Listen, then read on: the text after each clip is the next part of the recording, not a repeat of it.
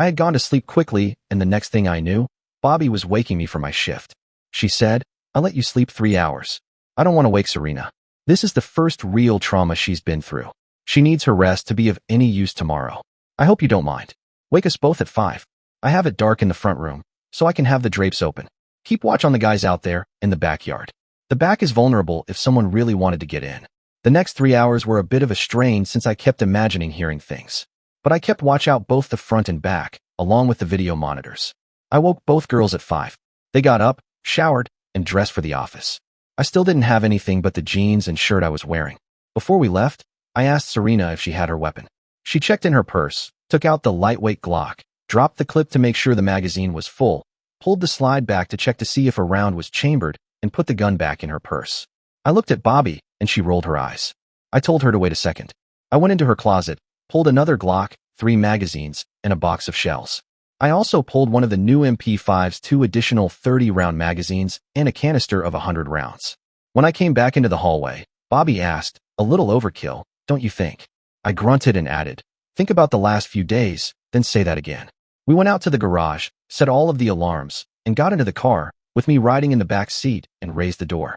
Bobby used her radio to check with the 2 marshals in the car at the curb. They said all clear and that our chase vehicle was around the corner. I was busily loading the magazines for the Glock. I seated a clip, put a round in the chamber, checked the safety, and proceeded to load the MP5 magazines.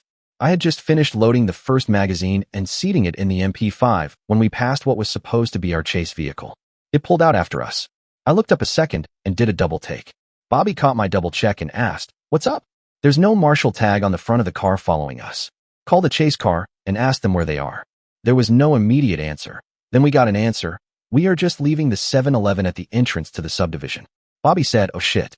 I quickly told Bobby, "Call the house car and tell them that we will be moving slow and to come up on us quick. Tell the chase car to set up a roadblock so we can pinch them in." Bobby was giving the directions I asked her to give, while I was stuffing rounds in the other 2 magazines for the MP5. The people in the car following us couldn't see me watching them as we were in a vehicle with absolutely black one-way windows. It was obvious they didn't have our radio frequency since they kept right behind us. Just as we rounded a bend in the road, we saw our guys parked across the road, standing on the other side of their car.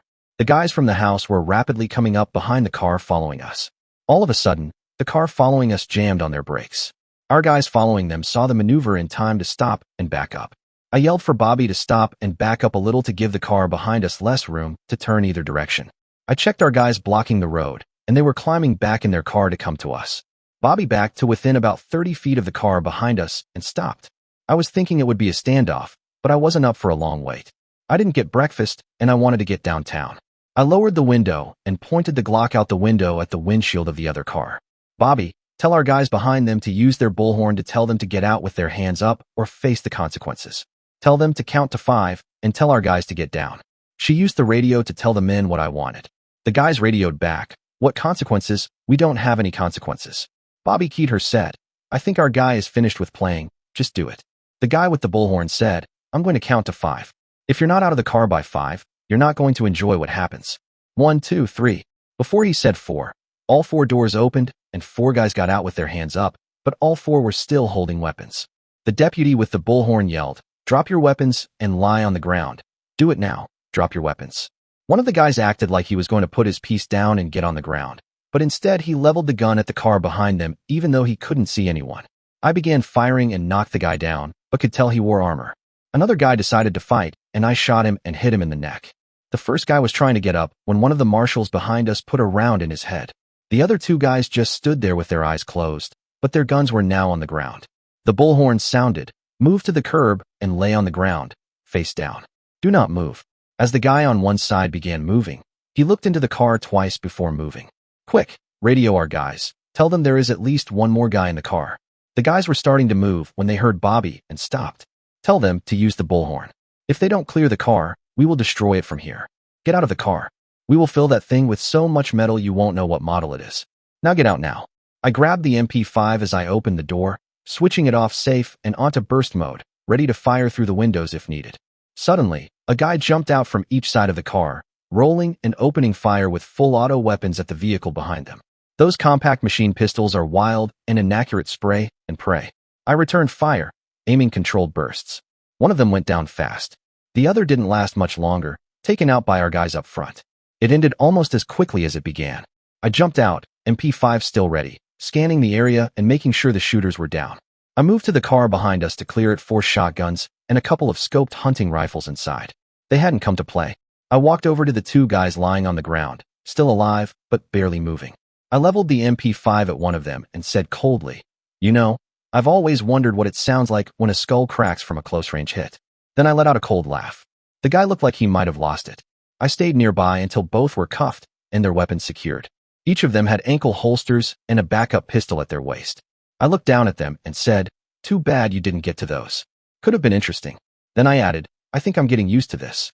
One of the other marshals leaned in and told them, "This kid's taken out over a dozen of your crew in the last 2 days. He's not bluffing." Sirens started getting closer. I made my way back to the expedition. Bobby was already on the radio, calling for a cleanup crew and crime scene techs. She told them we'd need the tow truck again. As I got in, Serena asked, "Are you all right? You're acting angry." "I'm hungry. Damn it. And these a-holes are causing me to miss breakfast. See if we can leave here and get to the office. I don't think anybody is going to get between me and something to eat. As a matter of fact, how about an Egg McMuffin or one of those croissants from Burger King?" Serena got out and talked to the 2 sets of deputy marshals that were holding off the county guys. She came back and said, "They said to take off, but to remember to write up the incident report since Wild Bill Hickok here is doing most of the damage." Bobby chuckled and asked, "Are you serious? Do you want something to eat? Do you think you can keep it down? Hey, radio those guys and tell them to let the media photograph and film everything and everyone. Don't cover the dead guys. Let them take the pictures as they are, and to make sure they take pictures of inside the bad guy's car." Bobby did that and asked why. I answered her saying, "Let's begin to let some of these idiots know we're ready. These guys all have armor on, so they're professionals. It might increase the temperature a little, but I think we're ready. There may be a big payoff if I get gone, but it's going to be the toughest hit they ever make."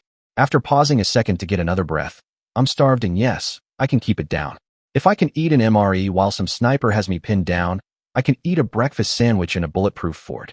I busily reloaded my weapons in the back seat and sat back to watch the terrain.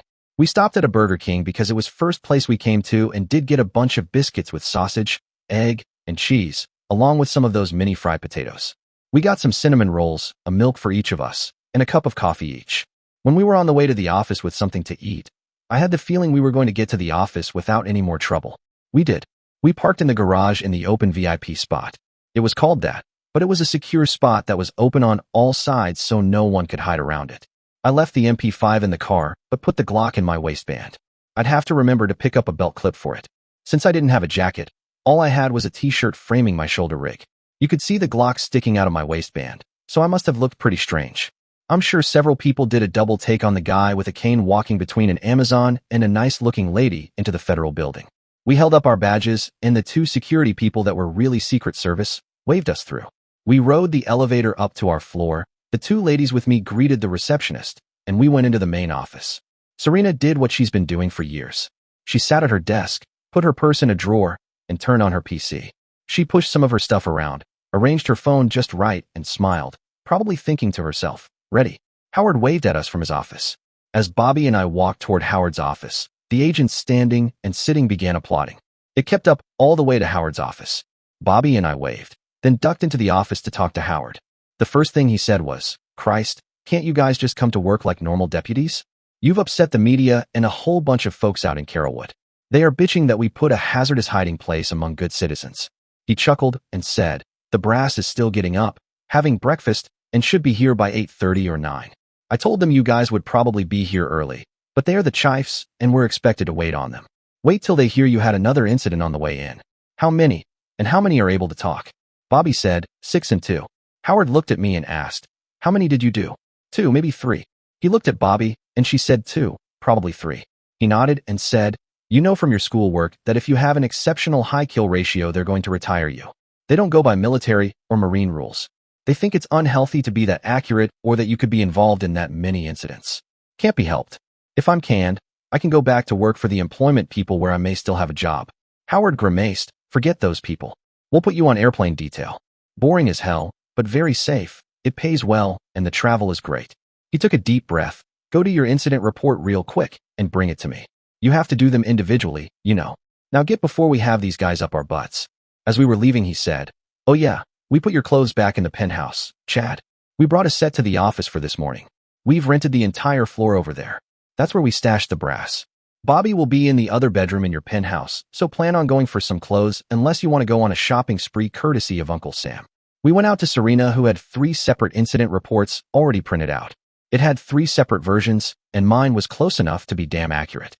I thanked Serena profusely and signed it. She said she would wait a while and take them into Howard. Bobby said, "Follow me. I want to get some different firepower for you." We went into the supply closet where she twisted and turned a combination lock and pulled open a door to a large gun safe. It was jammed with every kind of handgun you can imagine. She pulled a box out and checked it and pulled out a box of shells. She had chosen a Glock 40 caliber.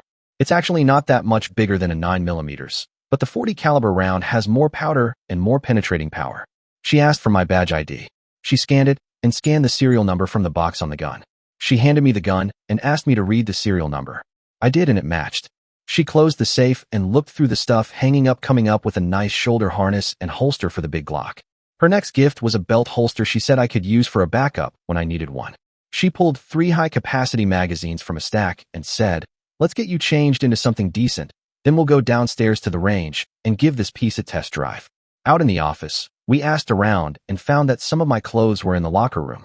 One of the marshals took me to show me where. It took 10 minutes to dress and put on my new hardware. When I came out carrying my personal weapon, Bobby said, "Give it here. I'll keep it until you get a place to put it. We can leave it in the hotel. Give me the other Glock from the house, because that's checked out for there." She put all of the hardware into her purse, and we walked toward the door. We told Serena where we were going and headed toward the elevators.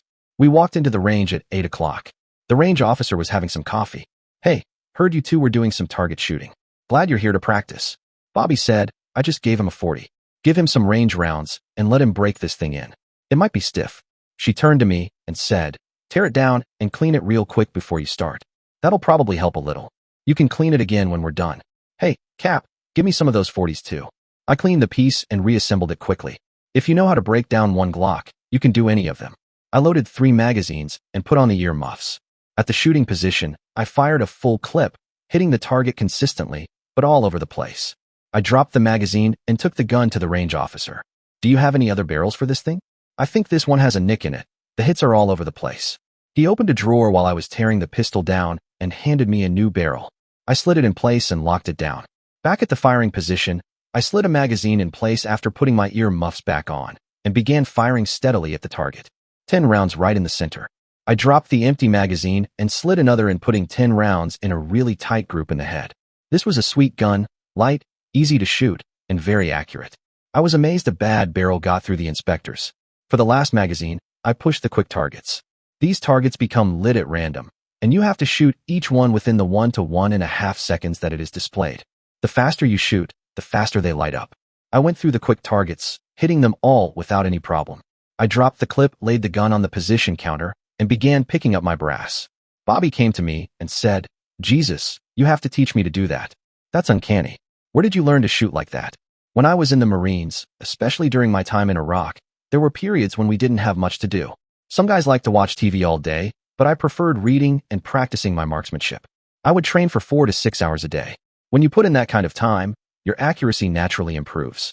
These days, I don't get to shoot nearly as much, but I'm happy to pass on whatever tips I can. It makes sense now. You were incredibly accurate out there. I assumed you were exaggerating when you talked about making clean shots, but you weren't lucky, you were skilled. I had her get into position and asked which stance felt most comfortable. She replied that she wanted to try shooting one-handed, like she'd seen me do. I told her, accuracy is more important than style. Let me see how you usually shoot. She used a standard 2-handed grip.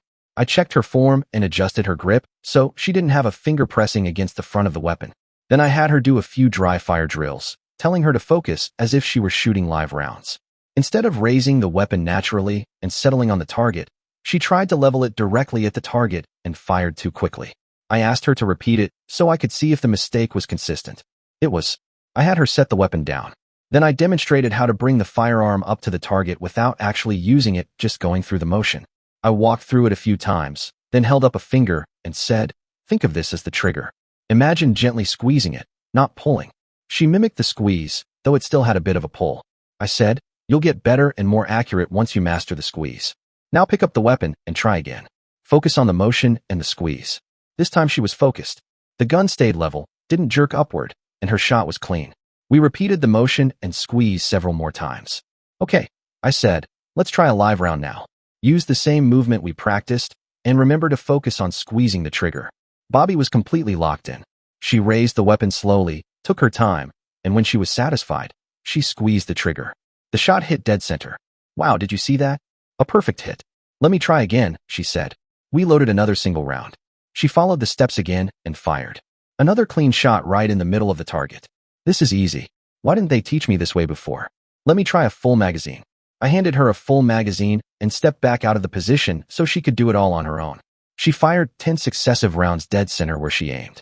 She dropped her magazine and reached for another. I opened the door and said, now, all 10 in the head. I shut the door and watched as she put 10 holes in the head of the target in a nice tight group. She dropped the magazine and laid the piece down, smiling. She bent to begin picking up the brass. I opened the door and handing her another full magazine, said, here, one more, but do it single-handed. Square away at the target, then raise your hand, shooting exactly like you do if you had both hands on the weapon. She didn't look confident, so I told her that she was a natural and plenty strong enough to handle the 40 single-handed. She put the muffs back on and slid the magazine home and chambered around. She took a deep breath, raised the weapon, and began squeezing the trigger. She put 10 rounds in the target, 5 in the center and 5 in the head. The grin on her face was awesome. She dropped the magazine and put the weapon down before she pulled open the door and hugged me to her. Thank you, thank you, thank you. In 10 minutes you showed me how easy it is to shoot. I've got to practice more so it's natural, but I can do it. Now I won't waste so many rounds in the field. We picked up her brass, cleaned both weapons, put a fresh magazine in them, and I holstered mine while she put hers in a belt clip under her jacket. As we left, the range officer said, if you stay around here, I'd like you to give some lessons down here. I hear you have a technique to use when you're up against body armor. I'd like to see it. Word travels fast in a closed community like this. I smiled and nodded, not wanting to commit to anything for a while. We arrived upstairs at precisely 9 o'clock. Serena said our guests were on their way and called to make sure we were on our knees when they got here. Howard heard what she said and cautioned, remember, these guys do my proficiency report. Be nice. You, Johnson, and you, Bobby, go find an empty desk and look busy. I'll call you when they want to talk to you. Bobby and I took adjoining desks, and since the PCs were on, we both logged onto the department website. We went through the news about our local fun, noting that the latest episode had not made the site yet. Next, we both logged onto the local news channel site to see live footage of the scene still busy out in Carrollwood. The guys were really playing it up. The street had chalk mark outlines where the bodies had lain. There were little evidence markers everywhere. There actually couldn't have been that much evidence. Not that many rounds were fired. They even had 3 interviews, one with a deputy marshal, one with a bureau guy, and one with a lieutenant with the sheriff's department. Everyone was getting into the act. The news lady, who usually had a smile, had this serious look on her face saying, now the hoodlums in the area know that the officials would prefer not to take prisoners. Howard called me at that exact instant. Johnson, come in. Bobby, you better come in too. I went into the office and was introduced to a John Scott. The man was about 50 with gray hair, cut in a nice flat top. He held himself erect and had a good military bearing. I came in and stood at attention. He recognized the stance and said, at ease. Charlie Johnson, huh? A date of being sworn in last week. It has here you were sworn in to help in your protection as a person in federal protective custody. So you're the one who started the employment office fiasco, huh? I'm sure the guy knew what my tiny file said by heart, but he wanted to be dramatic. I'm told that you have volunteered for a couple of unusual assignments and have performed meritoriously. Do you enjoy killing? The shock value. No, sir. I defend with deadly force, not with enthusiasm, but focus on my team's safety. His eyes opened wide, and he said, everyone out of here. Everyone except you, Johnson. Now, everyone left Howard's office with flat top and me still standing. When the door closed, he reached out his hand and said quietly, Semper Fi. I nodded, but added equally as softly, Ura. He said, how long in Special Forces? 7 years, sir. I'm not a sir, neither are you. How long have you been out? You know the answer to that. It's in my file. You're right, I do. Sorry about your leg. Would you have stayed? Yes. Are you going to stay in the Marshal's service? I don't know yet. It depends on what is decided and if I live that long. I want you and you'll live. We're too damn tough to be done in by a bunch of money-grubbing cutthroats. The man paused, looking at me as if trying to see inside my head. One word of caution, Johnson, try not to kill everybody. I hear you had an incident this morning and allowed a third of the attackers to live. Good move. The service frowns on too many kills. As it is, you're going to have to see a shrink to make sure you're stable. Do you still get the shakes? Not usually. Good. That means you think clearly under pressure. I'm going to call the folks back in. They think I'm dressing you down for being so accurate with a gun. I know that it is training and that you are just protecting your unit. Please remain a deputy marshal. You will have a great future with us if you do. He said, "Sit," before he went to the door to call everyone back in. When everyone was back in, he asked Serena, who had joined us, "How come you swore Mr. Johnson in as a regular deputy marshal and issued him an ID with a full security clearance?" Serena said, "I checked his military records with the Secret Service. His clearance is still current and is higher than what is required for the service. Mr. Johnson exhibited the values we want in the service, and if he were a full deputy marshal, I felt I could get him to stay with us." Good thinking. He took a deep breath. "Howard has briefed us, and now we are going to interview the two men that were just brought in. We will not use your famous window technique because I want the bulletproof glass between the other buildings and me. I don't think we've ever lost a prisoner from being shot in an interview room before. There are a lot of firsts with this case." He turned to me and said, "In front of everyone here, including the chief of personnel of the Marshal Service, I'm promoting you, Johnson, to sergeant with a notation of acting field lieutenant. Your pay will reflect the higher grade. Your promotion is not for downing so many perps. It's because of your military background. I can't have a lieutenant being commanded by a lieutenant. So Howard, you are hereby promoted to full commander, not major, but full commander. Serena, please make these new promotions effective as of 8 o'clock this morning. Now, if any of you have something to ask or say, do it now, as we have work to do." I stood, but Howard motioned for Bobby, me, and Serena to stay. The others left the office, shutting the door behind them as they headed for the interview rooms. "What did you say to that man? He didn't seem to be tearing into you," Howard said. "Sorry about my language, ladies. I said the only thing that made sense. He's also a Marine. He was in Special Forces too. He gets it." "What does he understand?" Howard asked. "He understands that I don't take pleasure in killing, but I will defend my unit." Bobby added, "That's similar to what you said before he sent us out. Is that something they teach you in Special Forces training?" "That is the second goal of a Marine on every mission. Our primary goal is to execute whatever the order is, but to always protect our unit." "I was just protecting our unit." Howard said, "Perhaps we should send all our men through Special Forces urban combat training. But then DC would start calling this the Wild West office." He turned to me and said, "Thanks, Chad. Full commander is a very high honor. The man who was just in here is not a full commander. He is a lowly major. This was a special promotion and you are to blame. I blame you because the rank is too high for Tampa. They'll move me and I don't want to move. I wonder if my wife will like DC or Chicago. I doubt it." Bobby said, "Maybe the guy out west is retiring. You might be in line for that job. We'll see. I want you two to go get some clothes for Bobby, enough for a week, come back, check in the hotel, and come back to the office. An acting lieutenant has some extra responsibilities.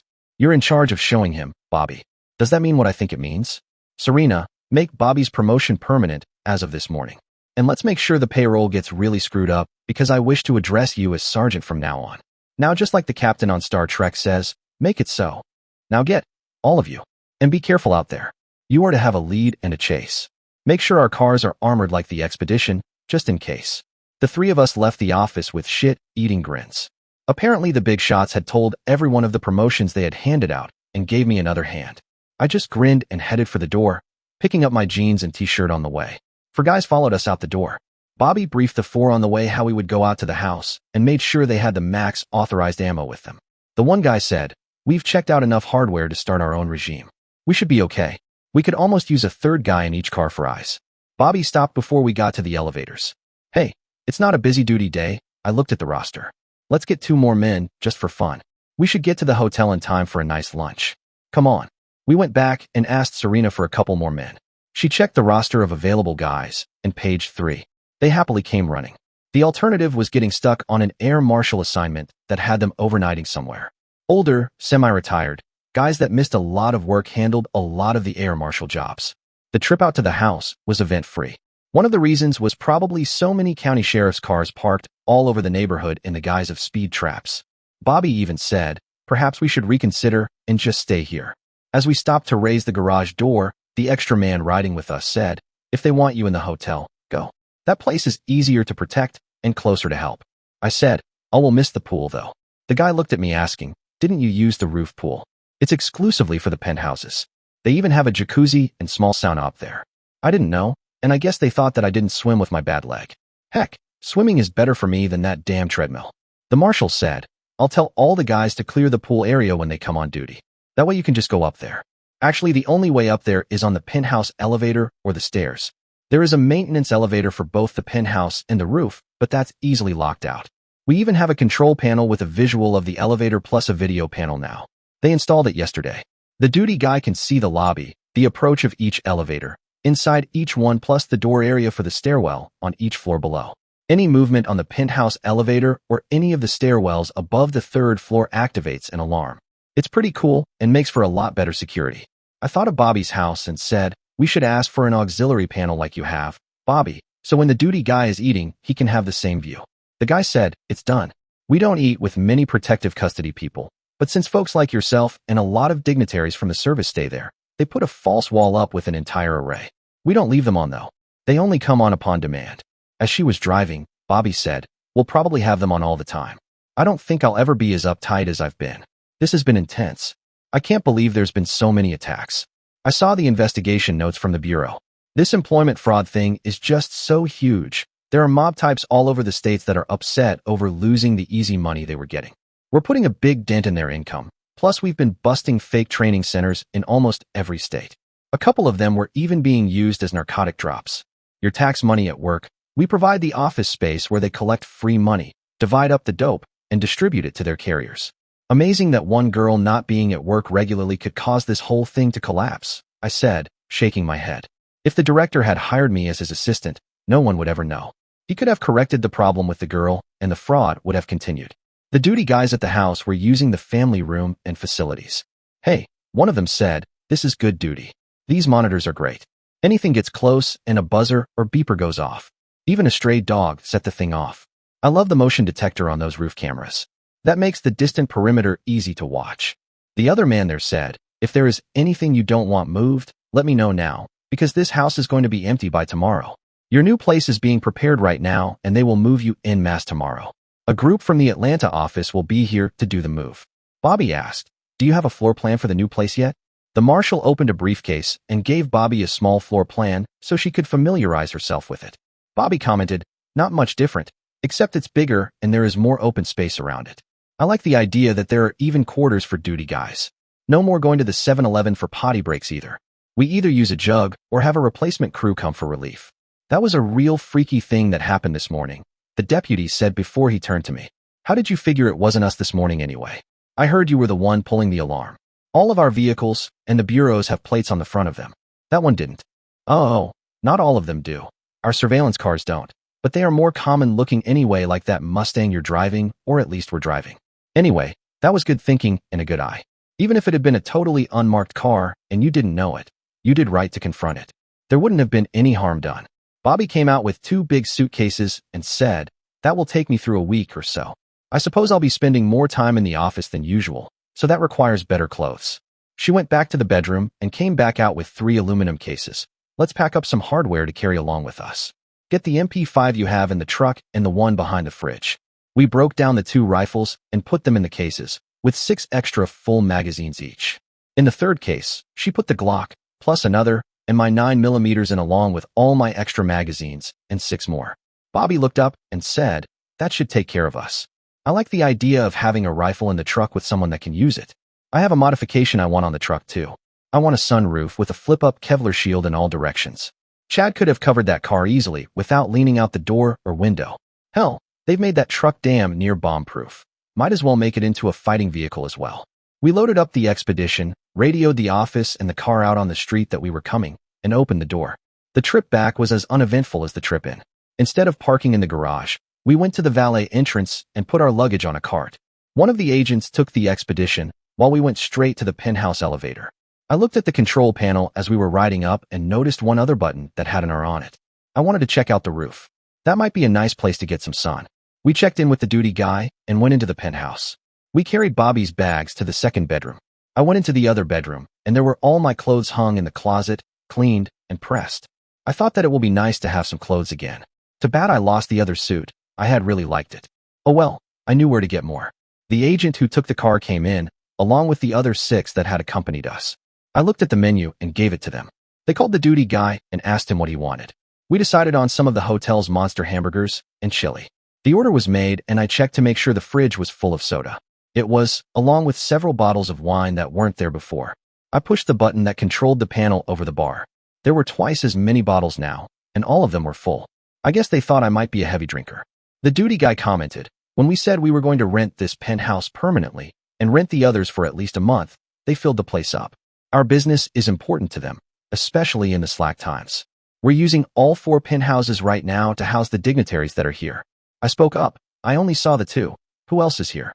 The duty marshal answered. There are 6 others, 2 more from the service that are out in the field and 4 from the bureau. This is a big deal we're working on. So far we've arrested over a dozen involved in this thing.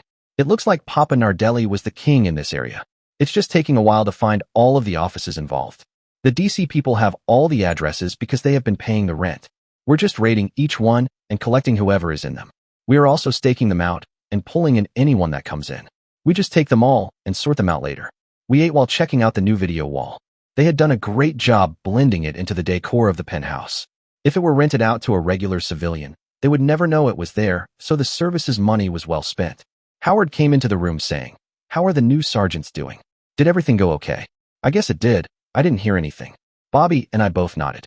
"You two will stay here at least a week. Bobby, your new place will be ready the day after tomorrow, but you're detailed to be Chad's personal duty person for a while. You don't mind, do you?" Bobby grinned and shook her head saying, "Hell no. Watching this guy is pure luxury with a place like this." Howard cautioned, "Well, don't get too complacent. You know they blew the elevator here already, and I'm sure someone will try something at least once. We think the place is pretty tight, but some of these guys that are coming at us are good. They are smart too, so just be careful and be watchful. You've been trained for this. Use that training." He turned to me. "I have the entire training series on protection for witnesses and relocated personnel coming. I want Bobby to review it and for you to do the entire course. Use the PC here and log into our site. Bobby has the encryption key, so when you finish each module, take the online test. The guys will tell you, each major division class you ace means an increase in your base pay. With your extra time, you should be able to build your income pretty well. You've used your time well so far, keep it up. Even if you pull a rat on us and go to the bureau, these are cross modules, so you'll get top pay over there as well. Somehow I have the feeling we're going to have a hard time keeping you here. The boss fell in love with you this morning. You sure he's not queer for you?" That got a laugh from everyone. "Tonight, he's hosting a dinner for you and Bobby. Serena and I have been invited as well. I'm picking up my wife for this, so it's a major occasion. We're a good suit." "Oh yeah, we have replaced your suit with another similar to it. Man, that thing was expensive. You sure have expensive taste." I grinned. "Howard, as soon as we can, I'll take you to the place where I bought the suit. I got it for 20% of normal retail. I didn't even use up the entire clothing allowance I got from the employment agency. Considering the stuff you're wearing, I'll go with you." "Who turned you on to the place?" "I'm surprised you don't know. Our dear friend Ms. White. Her husband Reggie and Ms. White helped me pick out everything. When I go back to get more, I'm going to call her. The place is full of unsavory characters, but it is really the place to shop for good men stuff. I'll make sure all the guys know about the place. I'll even make sure that they go in not packing, so it's a more pleasant trip. I think the place is used to having guys carrying. I'd bet over half of the people shopping there were packing. Reggie had his, and when he tried his coat on the tailor, didn't even flinch. When he asked me if I usually wore a shoulder holster, Reggie told him, and that it would be on my left. That's why my coats don't bulge or look misformed." Howard added, "I guess it would be a good place for all of us to shop. We'll have the best tailored office in the district. Anyway, you two kick back this afternoon. You have at least 4 days coming for incidents. You know the service makes you take a day off after each incident. You had 3 yesterday and 1 this morning. When you need one of these, you can take them. I'm going to set up the shrink to come here instead of you going to her. When she does her interview, be kind. She's kind of a babe in the woods. I don't think she understands the real world is a little more violent than she thinks." Soon it was just Bobby and I. I suggested, "Let's go up on the roof and take a look at this pool they have. Since it's high, it might not be warm unless it's heated." We went to the duty guy, picked up the radio we were supposed to have in the penthouse, and walked up the steps to the roof. The door had an alarm on it that said that it would alert the world if we went through it, so we went back down to the duty guy. He laughed and said, "See this switch? If I turn it off, there is no alarm. If I turn it on, the world as you know it comes to an end. The elevator can't go there either unless I push this one-time button. Besides, see these." He pointed to 3 monitors. "That's the roof. When you're up there, if you want privacy, tell me and we'll shut them off. I can imagine that I'd rather skinny dip than use a suit." Bobby laughed. You've caught me too many times at home, haven't you? You know that's almost the only way I swim. Chad don't mind, and he's too much a gentleman to be ornery. You're a better man than I would be. The only reason I'd be good is I got a wife that does not share. She would alter my genetics real quick, if you know what I mean. Bobby and I climbed the steps again and looked around. We sat in the chairs to check the sightlines. There were none while sitting, or if we were in the pool or jacuzzi that would allow anyone even with a very long-range sniper weapon to get a shot at us. I thought it would be good to get some binoculars or telescope to look around. I thought for a second, then said, "I'll be right back." I went down the stairs to the duty guy and asked to use his rifle for a few minutes. "What for? You gonna shoot something?" "No, not going to shoot anything. I want to use the scope. I know you have these zeroed in at 400 yards, so I want to scan the sight lines up there to see if anything is compromised." "Good thinking." He pointed to a knob on the side of the scope. "Each click is a tenth of a click. You know a kilometer. Go through up to a full click. I don't think there are too many bad guys out there that are proficient over that." As I was going back upstairs, I thought, 1,000 meters is what, a little over 1,000 yards? The longest shot I heard about was estimated 1,400 on a perfectly calm day. "I'll check to a click. That ought to be enough." Bobby laughed when I showed up with the rifle. "You don't miss much. They keep that rifle kind of hidden. It probably doesn't have much value at that duty station, but it is part of the equipment for any station." I checked the sightlines all around. There was the bank building nearby, almost as tall as this one, but even standing up near the pool, you couldn't see the top of it. "Nope, the only way to access or see us up here is by helicopter. We should be fine. I wonder if there's a notice to airmen, filed for downtown Tampa right now. If there is, only military aircraft or law enforcement on a mission would be allowed." Curious, I walked to the side of the building near the federal building and looked at its rooftop. Wow, they had 4 heliports up there, and even 1 helicopter with federal markings. If we decided to take a swim, someone in the air might get an unexpected view. Aviators often see a lot from above. We sat on the roof, enjoying a few minutes of sunlight before deciding to head back downstairs. Bobby said, "Let's go across the street and check out the modules the boss wants us to review, and we both need to go over the rank modules. You'll need to go through ours plus your temporary field rank as lieutenant. Between you and me, Bobby," I said, "I still follow your directions. You know the rules. I'm not proficient yet. You know combat, though," Bobby said with a serious look on her face. "I'll follow you anytime when we're under attack. You proved yourself more than once already." I looked up at her and said, "You know, I think we should probably take a short nap before we do any studying. We would be a lot more alert if we were to do that." "Oh no, you don't. I know that look. You don't have napping on your mind at all, except what you're thinking of would definitely make me sleepy." I grinned. "Well, it would relax us." "Wait," Bobby admonished. "Let's see what the day brings. Fooling around like that makes me too lethargic. Considering our tenuous situation, we might want to be more alert. Look what happened the last time we were almost having a good time. We told the duty guy what we were going to do, and he said, 'Just tell me what you want. One of the guys will bring it over. The boss wants you two wrapped up tight today. He thinks there are people just waiting to catch us sleeping. We have some body-armored look-alikes for you too, going back and forth fairly often as it is.' I laughed. "Where did you find a 7-foot Amazon and a Crip?" "We didn't. We have a behemoth from Orlando. You know him, Bobby, the ex-wrestler. He's got a wig and is wearing a skirt. The only thing he's bitching about is your shoes, and that he had to shave his legs. I think the guy likes being dressed up. For you, Chad, we're using that new college kid we just put on. He had a hard time limping, so Howard whacked him with a cane like yours. He's limping pretty good now and needs the cane." Bobby and I cracked up, but we both wanted to see the pair so we could razz them about the duty another time. Our duty guy said, "Next time they come up, I'll call you. They have to start from up here and come back up when they come back, so if someone is watching they think they started from your penthouse. That's why we have all of the penthouses right now. The 2 of them stay on the floor below until this is over. They just come up here before they go and go back down after they get back. They are doing what you're going to do and what Chad did last weekend. Watch training videos." Bobby said, "I'll call Serena so she can check them out as 2 of the modules have to be signed out by rank. Serena can check out anything."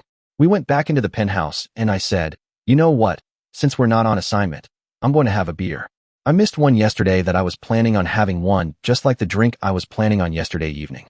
Bobby said, giving me a hug, "Give me one too, but don't drink too much. You might have to be alert for what I have in mind for you later." "Promises, promises," I said as I pulled 2 bottles from the fridge. "There's probably some idiot with a plan to interrupt us later anyway." "I'll kill him," Bobby said pretty seriously. I think I believed her. About 10 minutes after Bobby called Serena, a huge, almost a replica of Bobby and smaller bad copy of me came in the door carrying a box of videos. We chatted a couple of minutes before the guy imitating me asked me to walk across the room in front of him so he could watch me. I walked back and forth a couple of times, and he said, "Your knee doesn't bend easily, and your ankle doesn't at all. I'll tape up my ankle so it won't bend and put on a tight elastic brace on the knee that won't let me bend it easily. That'll make me limp a lot more like you." I said to the huge wrestler, "You're kind of cute, but it ruins it that I know you're a guy. Your chest isn't as nice looking as Bobby's. You need more padding, cutie." I ducked as he swung at me, laughing. "You better watch out. You know us wrestlers all go both ways, don't cha? We like cute little guys like you." We all got a laugh, but his partner got a real red face. Wonder if ex-wrestlers and young college boys still go both ways. They left and Bobby was holding her hand over her mouth. When she started choking, I patted her on the back until she could control herself. "It's all over the office over there. Bronson, the ex-wrestler, does go both ways, admittedly. Did you see the red face on that kid? I'll bet they are enjoying this hotel duty. They only make about 4 trips a day across the street, and the rest of the time, they have to stick to their room. Fun time in the Brokeback Hotel. Bad Bobby, real bad. You should be ashamed of yourself."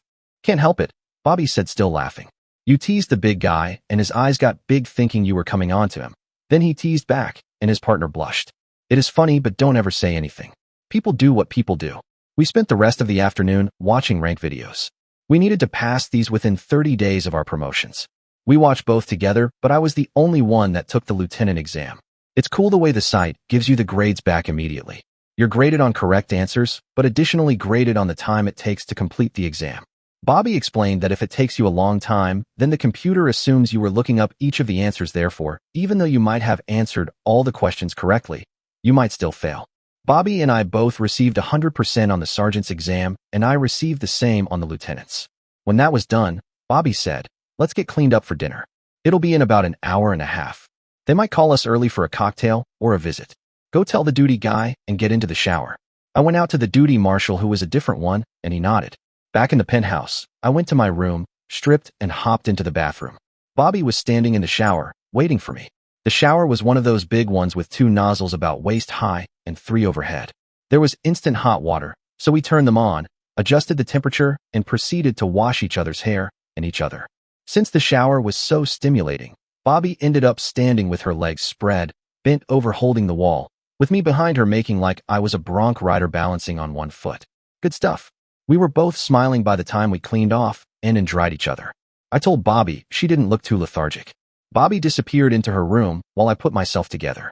I put on a nice dark suit with a colored shirt and tie combination that Ms. White had picked out. I looked pretty good, if I do say so myself. I went out to the living room to find Bobby coming from her room. I whistled. "Wow, you look gorgeous." "Jesus, you look good." She pirouetted for me, asking, "You like?" "I like a lot, a whole lot." "You smell good too." "I like that perfume. This is something Danny bought for me for Christmas a lot of years ago. You're the first guy I've worn perfume for, and I thought Danny would want you to smell it." We both were a little watery-eyed, thinking of the donor of her perfume. "How about a drink? We might want to have a stiff one so we're relaxed with the big shots." Bobby said, "Good idea. Make us both a tall gin martini. That won't make our breath reek, and I love gin. Do they have Beefeater?" I looked to see what was there. "They have some British gin in a pretty bottle called Boodles and Tanqueray." She smelled the British Boodles and nodded. I put some ice in glasses and filled them with gin. I started to put vermouth in the drinks, but Bobby said, "I like mine as dry as it can get." You thought of the vermouth. That was almost not dry enough. The martinis had quite a kick. I checked the bottle to find it was 90 proof instead of the usual 40 proof of most gins. Strong stuff to be drinking about 4 ounces each. About the time we were halfway through our drinks, there was a knock at the door. I looked through the peephole before I answered it. Howard was waiting to get in. "Quick, get me something, preferably a gin martini, before we have dinner. Today has been Tension City." Before I could get his drink poured, there was another knock on the door. Bobby let Serena in. Serena gasped, "Quick, get me something to drink, anything." I gave Howard a stiff one, but gave Serena a much smaller one as she isn't that big and this stuff was potent. Howard looked at the size of our glasses. "Are you two drinking that much Boodles?" When I nodded, I commented, "I didn't know it was so strong until after I poured. I can't drink all of mine. Perhaps I'll finish it later." Bobby handed me hers and said, "Put mine in the freezer too. That should keep the ice cubes frozen." Howard said, "Just be yourselves. These guys haven't really been a pain in the butt, but they're still from DC, and you know what home office people are like. The upper echelon guys don't always relate to field people. We deal with the shit, and they just send out the toilet paper." We all laughed at Howard's joke. He put his drink down and said, "Let's go downstairs. We have a private dining room." He patted my chest and said, "First, go put your clothes on." I understood and headed to the bedroom for the 40 and my new shoulder harness. Bobby headed for hers also. I checked the magazine and realized that it really wasn't full. I checked to see how many rounds were in it. 10. I put them back and looking at the markings on the magazine, and it said, maximum 15 rounds. I pulled the box of extra ammo out and put 5 more rounds in the magazine and 5 more in the extra 2 magazines I stored in my coat pockets. Wonder why no one told me about more than the usual 12 or 13 for a Glock. Back in the living room, I asked Bobby, how come you didn't tell me this had a 15-round magazine? I forgot. Yours is a full-size Glock 22, and mine is a 23. I used to carry the 27 that only carries 9 rounds. I prefer the compact because I usually have to carry it in my purse if I wear a dress. I only put 10 rounds in this one as someone said that if you carry a magazine full for too long, the spring wears out and the gun might jam. If you were a homeowner keeping a piece at your bedside, you would be right. But we're combat troops. We throw these magazines away every year or have them refitted with new springs. I looked at Howard to see if I was right. Or at least, that's what the military does. We are supposed to do that. But you know, I never carry a full magazine either, Howard said. I also carry a compact because it is lighter. Well, I'd rather have the 15 rounds and one in the chamber. Thank you very much. That's 5 more rounds in a tight spot. Hell, I even ran out of the 30 rounds on the MP5 today. I heard there is a new 40-round magazine. We should look into those. Okay, Wild Bill, this is really an unusual time. There's not as much action in the entire Marshal Service in a year as you've had in a week. The next thing you know, you'll be carrying extra magazines around. I blushed really bad. You don't, do you? Howard asked. I reached into my coat pockets and sheepishly pulled out a magazine from each pocket. You're a good scout, Chad. Actually, considering what you've been through, I don't blame you. Most of us don't carry extra magazines unless we're going on specific duty. You do what you're comfortable with. We went downstairs to a nice private banquet room. The Big Cheese, John Scott himself, greeted us. He introduced us to the other DC people. The personnel guy said to Bobby and me, I see you both finished your sergeant's exam and you finished your lieutenant's with hundreds all around. It's good to see sharp people out in the field. Howard was eavesdropping and smiled happily. Serena caught our eyes and winked at us. A surprise guest with us was Ms. White and Reggie. Ms. White was sitting next to Howard and his wife, with Reggie next to Metairie. When we were seated at the table, Deputy Marshal Scott had me sit at his right, with Howard on his left. Bobby sat next to me, with Serena sitting next to her. Several of our senior guys were here, along with a bunch of bureau people, including the agent in charge. We all had drinks. I noticed John Scott had scotch and water, so it was only coincidence that I had asked for that before he ordered his. He had corrected my order to be some expensive single malt stuff, and without water. It was too expensive for my blood, but really good. The dinner was prime rib and not nearly as good as Reggie's. I wondered what Reggie thought of the quality being served. Throughout the meal, the conversation was kept very light. When Marshal Scott asked me how I afforded such expensive clothing, I gave him the same story I had given Howard. Mr. Scott looked down at Ms. White and said, You have impeccable taste. Thank you for directing our young man in his clothing selection. You're giving him some good habits. Ms. White thanked him and said, It was a pleasure. I felt I should help him spend his special clothing allowance properly, and I wanted him to make a good public relations impression on our clients and prospective employers. Reggie was the one that already knew where to shop, though. He just drags me there because I can put what should be worn together for him. You did a great job for Mr. Johnson. He's the best-dressed marshal in the service. After the very nice meal, John stood and spoke to the group. First of all, Howard, please stand. The U.S. Marshal Service has many men that do great things and perform beyond expectations every day. Some perform that way for extended periods of time. Howard Smith has performed that way every day since he was sworn in so long ago. For his contribution to the service and this office, Howard is promoted to full commander within the U.S. Marshal Service. There was applause all around. I want you all to know that this lady next to Mrs. Smith was instrumental in hiring Deputy Marshal Johnson. We all know how lucky we've been to have him over this past week. Chad, Bobby, Serena, would you three stand? The three of us stood up, wondering what was coming.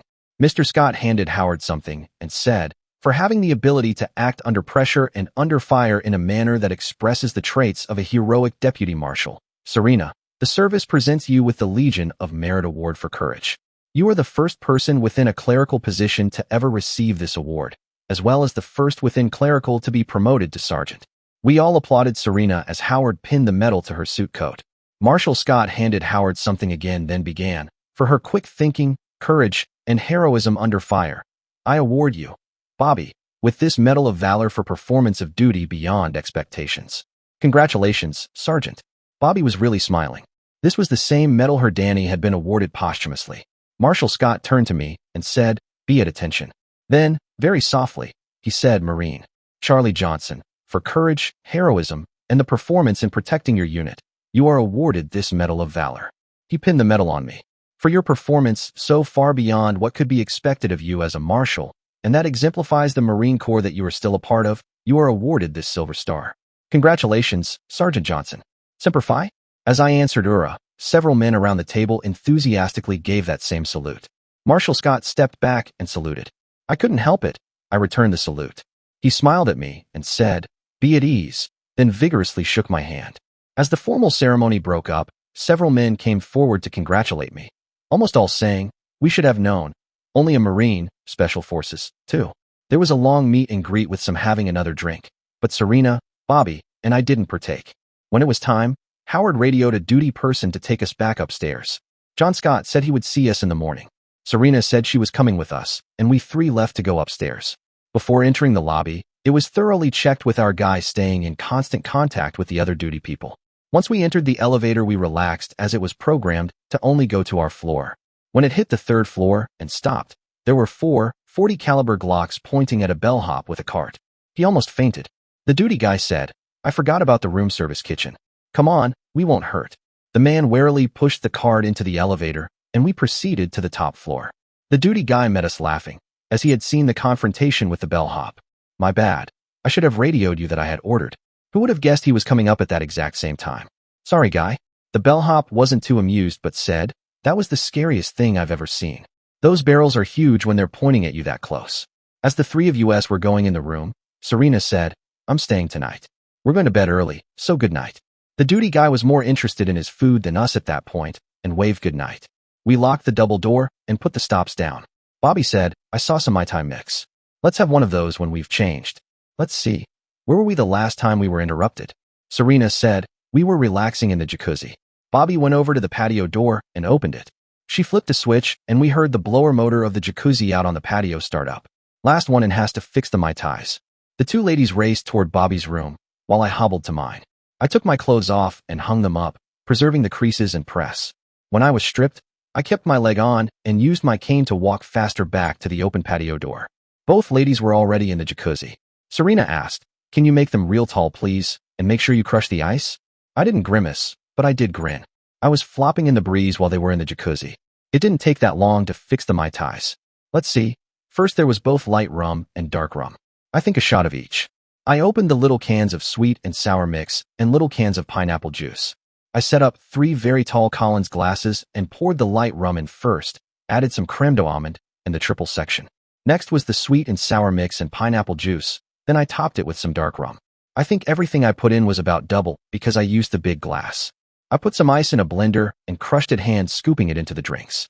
I tasted one and it was decent. I found 3 straws and stuffed them into the drinks. I have to get 3 drinks out to the jacuzzi without spilling them. Oh well, I took 2 and made it out there without spilling any. I handed them to the ladies and went back for mine. Once on the patio, I took off my leg and the stump sock and swung myself into the tub. The 2 girls separated and helped me sit comfortably between them. Bobby reached over and handed me my drink, and we all took a sip. Bobby said, "Nice. This is the way to relax." I nodded in agreement. Serena smiled. "This is almost as nice as back at the house. But something feels off." I raised an eyebrow, curious. She reached over and gave my arm a light squeeze. "I guess I just need a little energy boost to really unwind." Bobby and I both chuckled. We settled in, chatting casually while enjoying our drinks. Before long, Serena seemed to be getting a bit restless. Bobby noticed and asked, "What's up, Serena? Still feeling a bit off from this morning?" "Not really," she said. "I just need to recharge, and I've got the perfect remedy. Would it be weird if I gave myself a little pick-me-up?" Bobby laughed. Before she could respond, Serena was already adjusting her seat and getting comfortable. Oh my, you were serious," Bobby said, leaning over to give me a quick peck on the cheek while grabbing my hand. I got the hint and held both of their hands, leaning back and closing my eyes as we settled into the moment. With the mood light and easy, the 3 of us were completely relaxed and enjoying each other's company. The 2 women helped me out of the tub, and I sat on the edge as they dried me off. I played with Bobby while they worked. Bobby picked up my leg and sock, then asked Serena to get our drinks while she put Chad to bed. Bobby walked me to the bed and left, likely to shut the patio door and turn off the lights. I hopped to the bathroom. balancing on one foot to use it quickly, then returned to bed to find Serena had placed the drinks on the nightstand. I motioned for her to join me, but she said something about using the bathroom first. Bobby came in, pulled back the bedspread and top sheet, and lay down, patting the spot next to her. I climbed into bed on my knees and leaned over to kiss her. Serena came back, and I smiled at her, pointing to the empty side of the bed. She looked at me and said, "This is so strange, but I really want this." "Bobby, don't judge me, please." Bobby replied, "What about me?" Serena responded, "You're a young widow. I'm just an older woman enjoying this time with a younger man." As I was drifting off to sleep, I felt Bobby's lips on my neck and ear, and she whispered softly, "I love you." I woke up suddenly, feeling like I had heard something. I looked around, but it was almost 5:15 a.m., so I knew I needed to get up.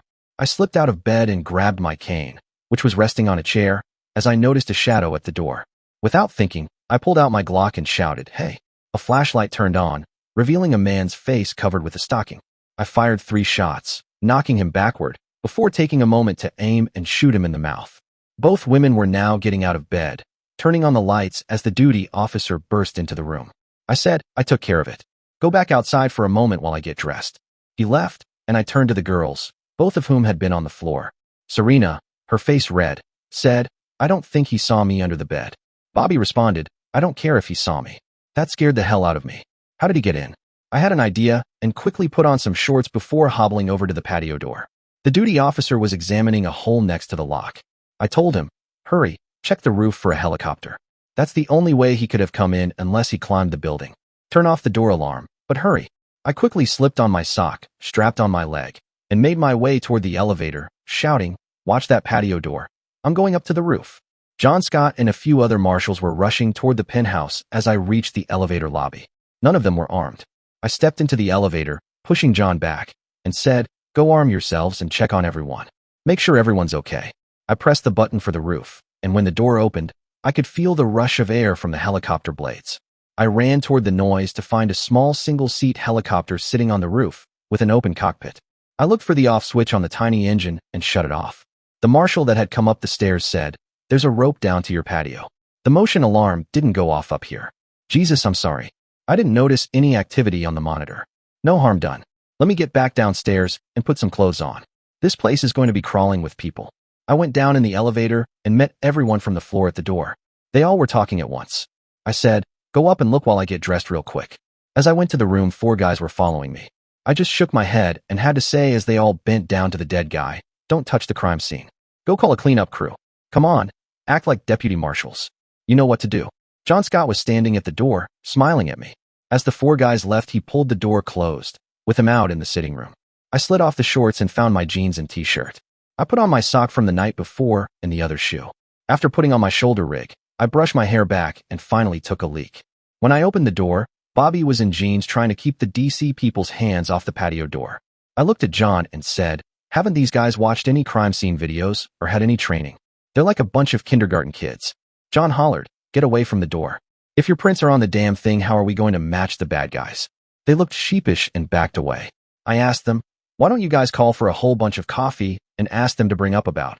I counted heads and figured at least a half dozen more. Breakfast for 2 dozen ought to do it. One of the men said, "We can't order that." Serena went to the phone and did her thing. Bobby said to me, "Let's shake this guy down real quick. He's got gloves on so there aren't going to be prints. You know you ruined the carpet. Don't you know how to shoot someone without making it so damned bloody?"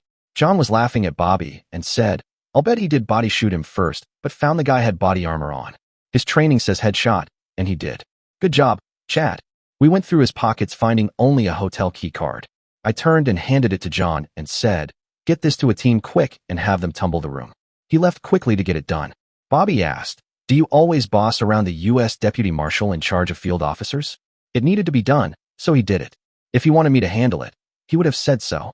He didn't give it to one of the field officers because he knew it had to be done right away.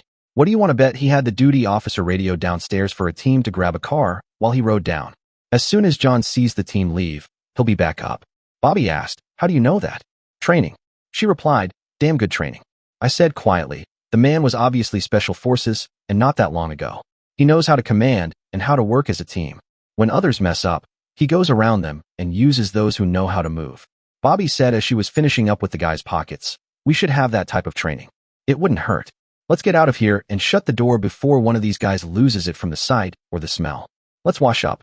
You go out first. I'll take a quick shower and get ready for the day. Send Serena in when you go, then you can head in. I'll be out in 5. I got a quick shave, took a shower, and dressed in jeans and a t-shirt, but tucked my Glock into my waist. When I entered the sitting room, the food had arrived, and the others were quickly eating while keeping an eye on my bedroom door to make sure the deceased didn't somehow come back out. John handed me a cup of coffee, holding a radio in his other hand. I grabbed this from one of the guys in the team heading to the motel. They are supposed to radio me as soon as they get there. Nice wake up, huh? I grinned and said. The damned alarm bled all over the bedroom too. We laughed. One of admin types suddenly looked sick and was holding his mouth as he looked around to see where he could puke. I pointed to the patio and yelled, "Do it over the side of the building so I don't have to smell it." John said, "Let me get these guys over to my room." He turned to the group and said, "Leave one of those coffee pots and 3 meals. Now push the carts out of here to my room. All of you, let's go before another of you gets sick." They at least followed directions and pulled 3 meals from the cart and left a jug of coffee.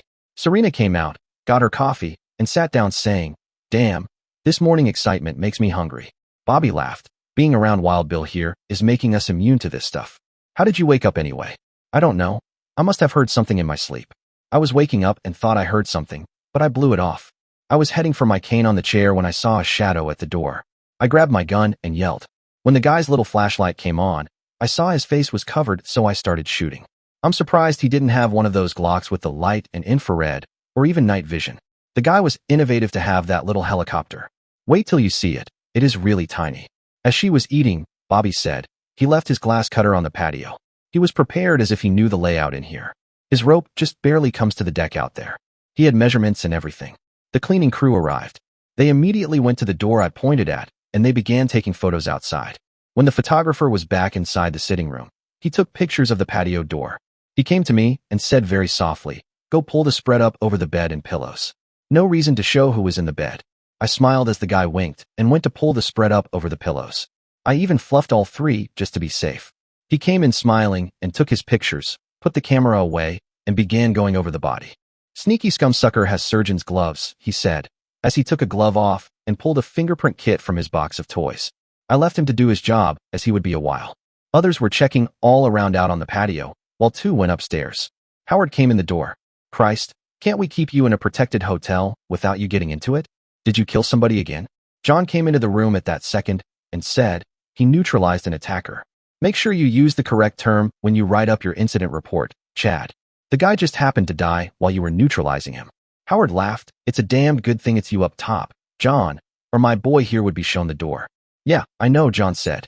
"The former regime didn't like dead people. They thought we should capture people while they were shooting at us." "Did this guy fire his weapon?"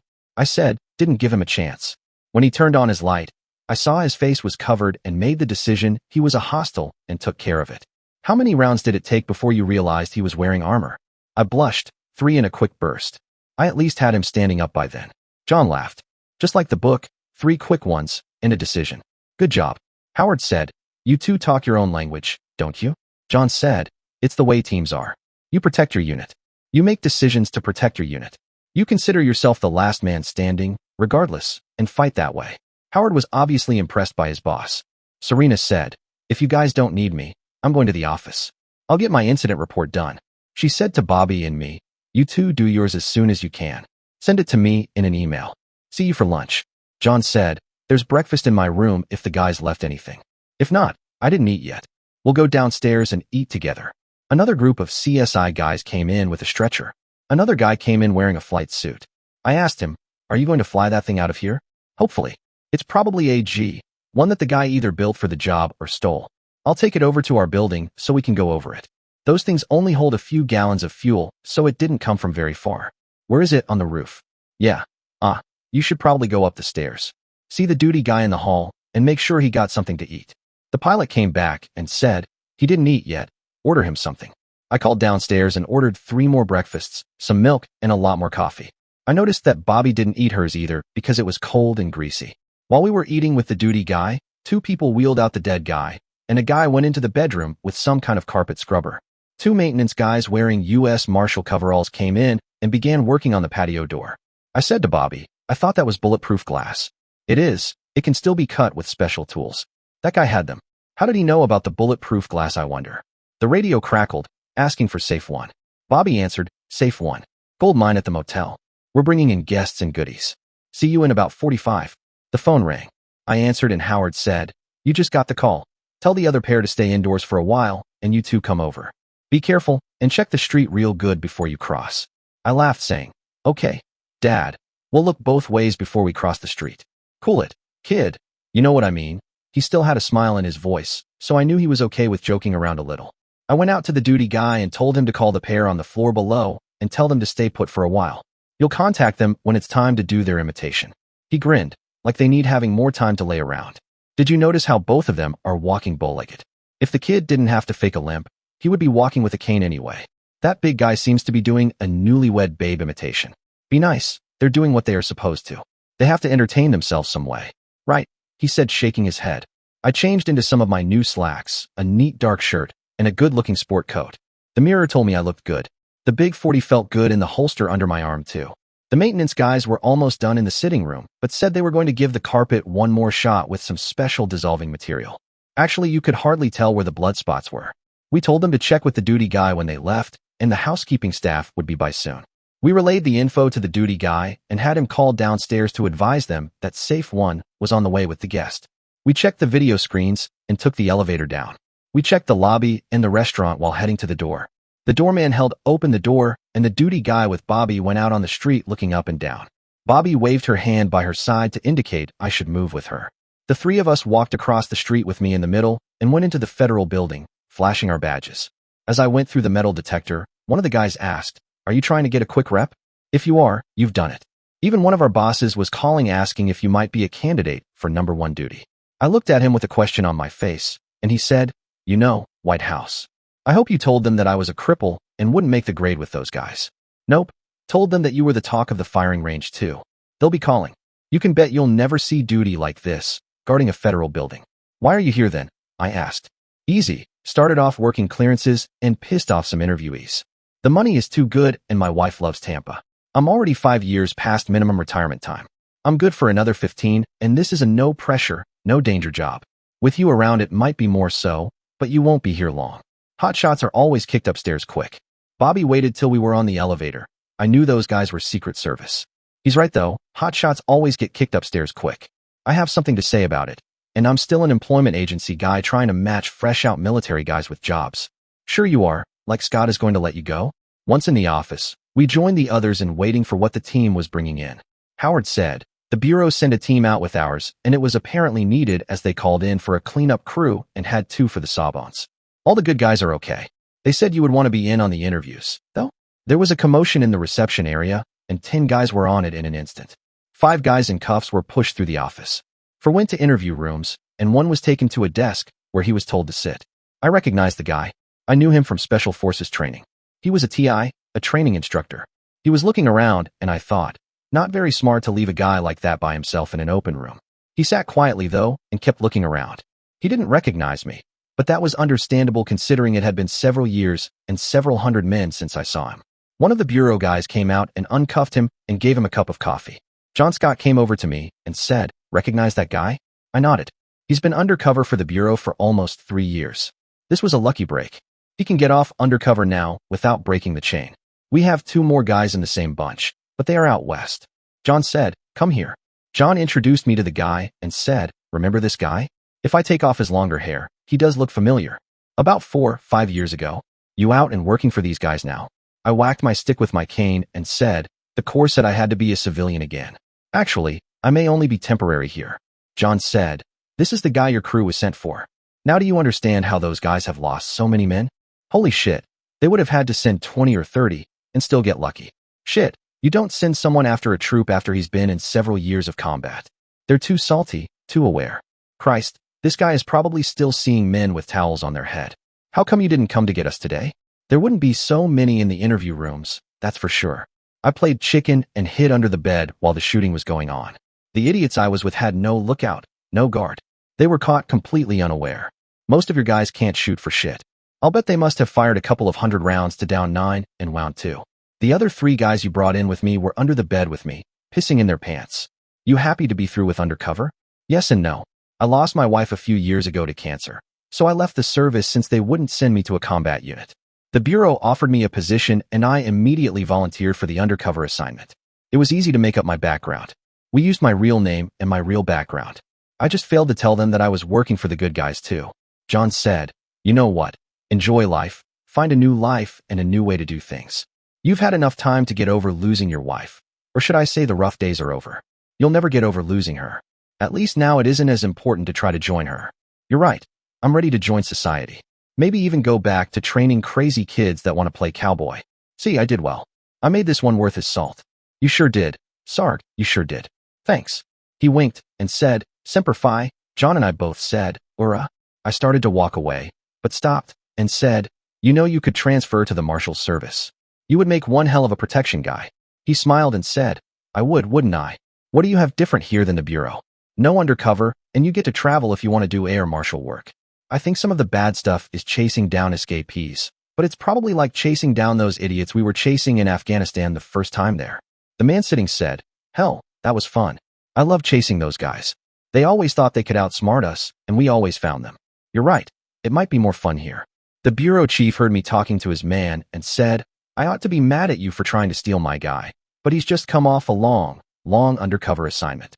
The Bureau would shit on him anyway because they don't think a guy that's been undercover that long can adjust. That pissed me off. It did John too, as he was starting toward us. I said, "Your people don't know a Marine and don't know Special Forces.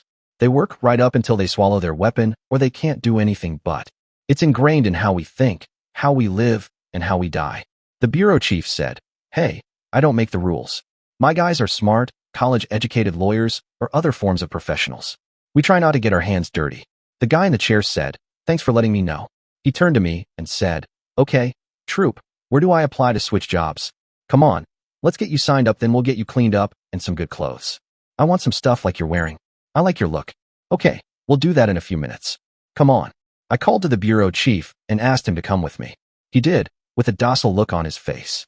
We went out to Serena, and I said, "This man is transferring from the Bureau to the service. Can you do the paperwork for him, swear him in, and get him a clothing allowance if he's eligible, so we can go get him some clothes? The Bureau chief will sign off, and John will agree with me. That's for sure." Serena said, "As acting lieutenant, you can hire anyone you want. How will you start him out?" "Well, he has some seniority time for his time in the military and his years with the Bureau. Give him whatever that adds up to." The guy stuck out his hand and said, "Thanks, you just did me a great favor." Serena looked up at the guy and looked shocked. "Dave? I thought you were lost overseas. What is it, 10 years ago?" "Nah, we were just on a long mission that got longer. All the home folks had me written off, but Julie knew I was okay." "And how is Julie?" "I heard she was fighting cancer. I lost her about 4 years ago. It's been hard. That's why I got out." Serena got up and gave the guy a hug. "You come to work here, and I'll take care of you." She sat back down and asked, "Okay, I need your address." "I don't have one." "Serena, I've been undercover for a long time." Serena looked at the guy. "Okay, Dave, we'll use mine for right now. Mom and I have 2 extra rooms, and you just moved into one." Dave had a happy, satisfied smile on his face. "Thanks, Serena, that's really swell." I gestured toward the chair beside her desk, then walked out with Bobby. John followed behind, saying, "Nice work. That's how you bring in solid people, recognize talent, and move fast." Howard caught up with us and asked, "Who's the guy you just brought in? Or did you just snag him from the Bureau?" I replied, "He's been deep undercover for years. You know the toll that takes.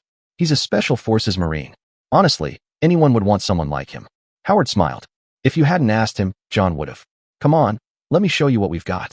Back in the interview room, I spotted someone else. I recognized one of the hotel bellhops. He was the one who'd been forced to return that cash to me. I asked if I could toss him out the window. The guy looked like he might panic on the spot. John warned, "Wait until I leave before you do anything, but make sure you let him talk first. I don't even want to hear it. I just want him gone." I pointed at the Marshal and Bureau agent questioning him and said, "Call me if he clams up. I wouldn't mind seeing him land in front of his hotel." Bobby and I left and went into the evidence room. There were complete plans for the penthouse area, height of the building marked on the roof area, and even the local FAA weather number and website to get information on winds aloft. They would need it for that little helicopter. There were notebooks with all sorts of information about the safe house, and even some notes on ways to attack it. The ones they listed had failed. The note about the guys leaving their station to go to the 7-Eleven failed. All the snipers failed. They had 3 different scanners, but none had the service's bandwidth. It was a classified frequency area and was not readily accessible. Howard and John both had something to say, but Howard spoke first. They probably have more people that they might send, but we're putting so much pressure on them in their own backyard, they may write this area off. I'm hoping. This was a big group of guys. According to the motel, there was originally somewhere around 25 to 30 guys, not including Nardelli's men. Since we've accounted for all of them, you should be a little safer. We'll keep our ears out there and know when they're sending someone in. John said, I want you to stay in the hotel where we can watch you. Now that we know of a vulnerable area, we'll put better motion detectors out on the patio for when the doors are locked. Anything happens out there, the duty guy's alarm will go off right away. We're checking to find out what happened to the sensors up on the roof. You should put an alarm in the penthouse too, so I'll know. For you we can. If there was a regular protection assignment, we wouldn't want them to know. We're going to block off some rooms on the floor below so no one can go up either. The hotel will only charge us when they are full. I think it'll work. We were too confident that no one could get up to the roof. Now we know, so we have another camera and full perimeter surveillance alarms up there. We learn from our mistakes. Howard added, if it looks like the world is calming down, I'll send you two out to the new safe house. It's really nice. I know you'll like it. Meanwhile, enjoy the luxury of the penthouse. Now go back to the hotel and hole up. Tell your imitators to come over in an hour or so if they can get off their knees or out of bed. I frowned and said, be nice. He laughed, okay, I'll be nice. John had a questioning look on his face. I just said, an inside Clinton joke, sir. Sure it is. Keep it that way. Don't ask, don't tell. Howard, Bobby, and I all laughed. Bobby said, the man is sharp, isn't he? Probably has something to do with being my boss. When we went out by Serena's desk, she was still with Dave. I suggested, when you have him done and sworn in, call Ms. White and have her meet you at this place. I wrote the name of the mart and the address on a piece of paper. She'll help you pick out clothes. When you're done there, take the man to Walmart for underwear and socks, then take him home to get settled. Tell Howard what you're doing, and I'm sure he will agree. Before you go, though, check him out a piece like mine so they will fit the jackets right. To get over there with the piece, take one of the linen jackets you have in there for undercover. That way he won't stand out so bad. I shook hands with Dave. He stood up and walked me away from the desk. Do you know that Serena was my first crush? We seriously dated for a long while. When I went into the service, she started going out with some other guy, and that's how I met my wife. She was Serena's friend back then, and was until we moved away. Now look what you did. You not only brought me home, you gave me back my first girlfriend, and I'm even going to be in her home. Thanks, man. Enjoy the service. It's a good group. Study the videos, and you'll go up fast, I promise. Bobby and I left. We radioed over to the hotel, and the duty guy came out and walked over to get us. We checked every which way as we walked back to the hotel. Upstairs, we had the duty guy there call the imitators and tell them to go over in about an hour. The duty guy said the penthouse was clean as a pin and even more ready than ever for us. They even put a motion alarm for the patio and roof in the penthouse for me. We walked in and decided to have lunch sent up. It was decided to have some shrimp scampi, so I went back to the duty guy and asked what he wanted. He said he had already eaten and thanked me anyway. I asked him if he wanted a Coke or anything.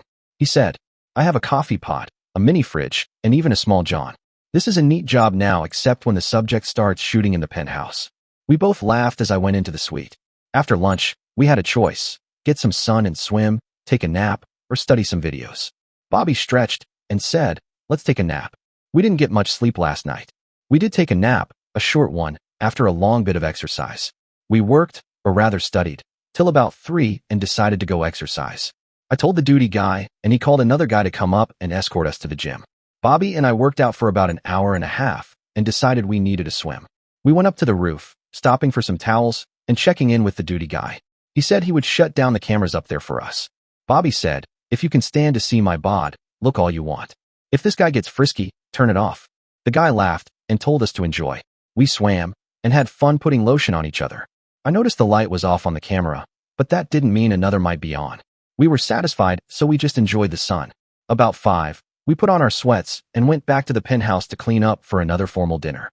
By 6, we had guests drinking in our penthouse. Serena and Dave, who was in new clothes, came and both of them were smiling in each other's company.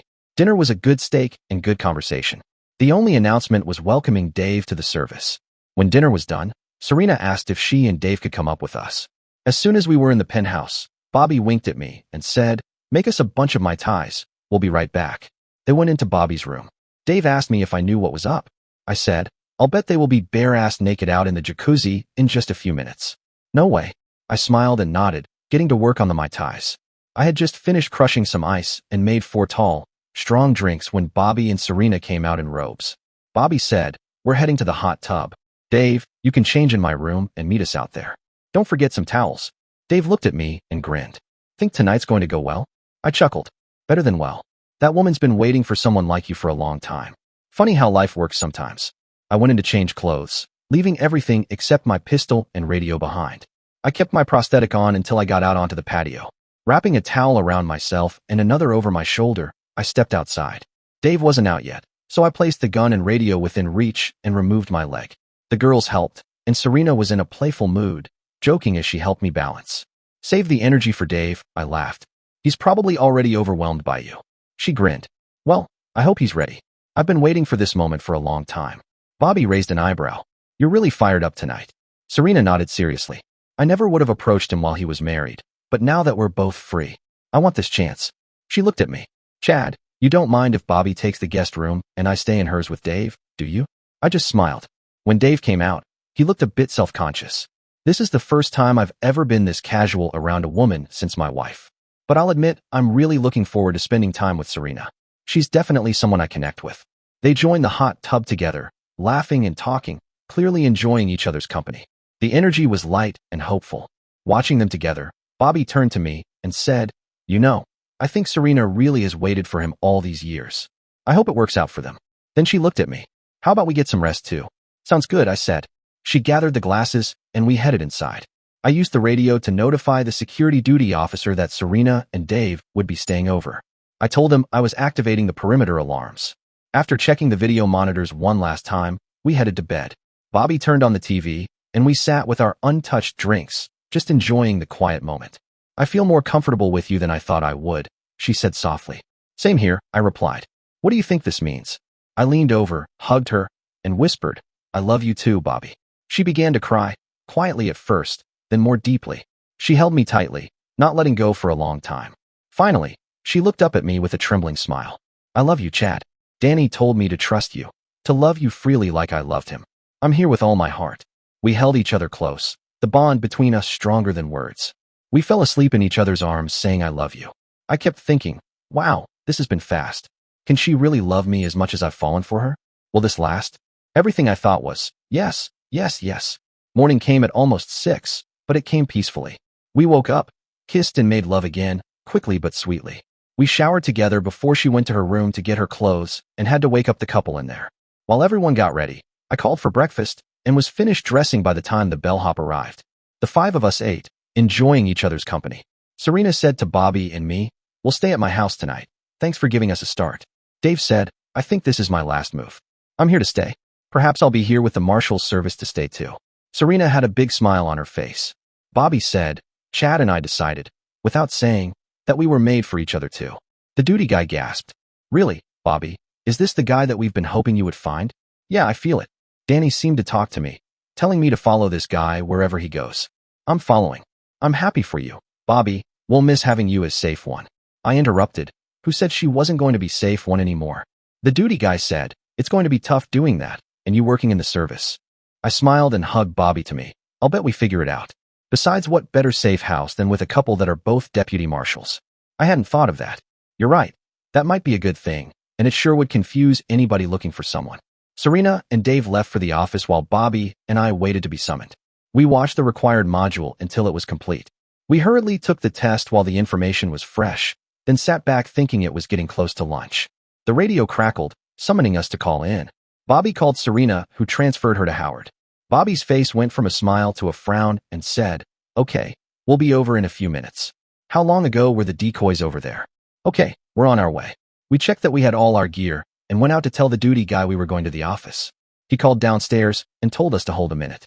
The 3 of us were looking at all of the video screens at once when we saw a bellhop get off the 10th floor, pushing a cart. We didn't think anything about it until the bellhop came back pushing the cart. Only this time the bellhop had his hat on kind of crooked, and we noticed the pants were dragging the ground. Bobby said, the guy's hair changed color. He knew that the elevator wouldn't stop at the penthouse floor, so he went down to the kitchen floor and called the penthouse elevator from there. As the guy was waiting for the elevator, all 3 of us pulled our weapons, checking to make sure there was a round in the chamber. We watched as he pushed a button and were surprised that he had pushed the roof button. Our duty guy called down, advising the downstairs people what was up. He said they were sending people to the floor below us to come up to our level. We saw them board an elevator while watching the penthouse elevator passing our floor heading for the roof. The guy in the elevator lifted the cover from the food on the cart and took a piece of the food and sampled it. Once on the roof, the guy walked straight to the railing over our patio and brought out a small line that he attached to the railing, then went over the side. Bobby and I said we were going to wait for the guy inside. Our duty guy said he would have the others come in as soon as they arrived. We didn't even bother closing the door. We just walked to each side of the sliding door to wait. Bobby reached up and flipped the lock off so the guy would find it open. She shrugged her shoulders and mouthed, "Why mess up the new glass?" The guy landed on the patio and was messing with something out there before trying the door. Just as he opened the door, the team from downstairs was coming in the penthouse door. Both had surprised looks on their faces. Our man made a stupid mistake. He went for a gun. 7 handguns went off at the same time, propelling the guy backward. When he seemed to be still functioning, the team leader from downstairs and I both fired at the same time, putting 1, or 2 in this case, between the guy's eyes. Finito. The duty guy from our floor said, "I saw him do something to the jacuzzi. We better get that tested quickly." Bobby went back to the video wall and opened it. She scrolled back on the patio tape. We watched the guy land on the patio. He went to the jacuzzi and opened a bottle from his pants pocket, poured the contents into the tub, and put the bottle back into his pocket. The leader was about to go through the guy's pockets, and I suggested, "Why don't you get some gloves? This guy is wearing gloves, and we don't know what was in that bottle. Let's call the cleaning people and get them rolling. We also need a hazmat, hazardous material, unit to check what that bottle had in it." I looked at our duty guy and asked, "You can control our elevator, right?" He nodded. "Can you keep the car from moving or keep a door from opening?" He nodded again. I asked then, "Next time, we'll trap whoever is in the car until we can be prepared for whatever someone has planned when we open the door. We might even want to put some kind of gas that can be released in the car to knock someone out. Let's think it all through, have it done, and make some plans."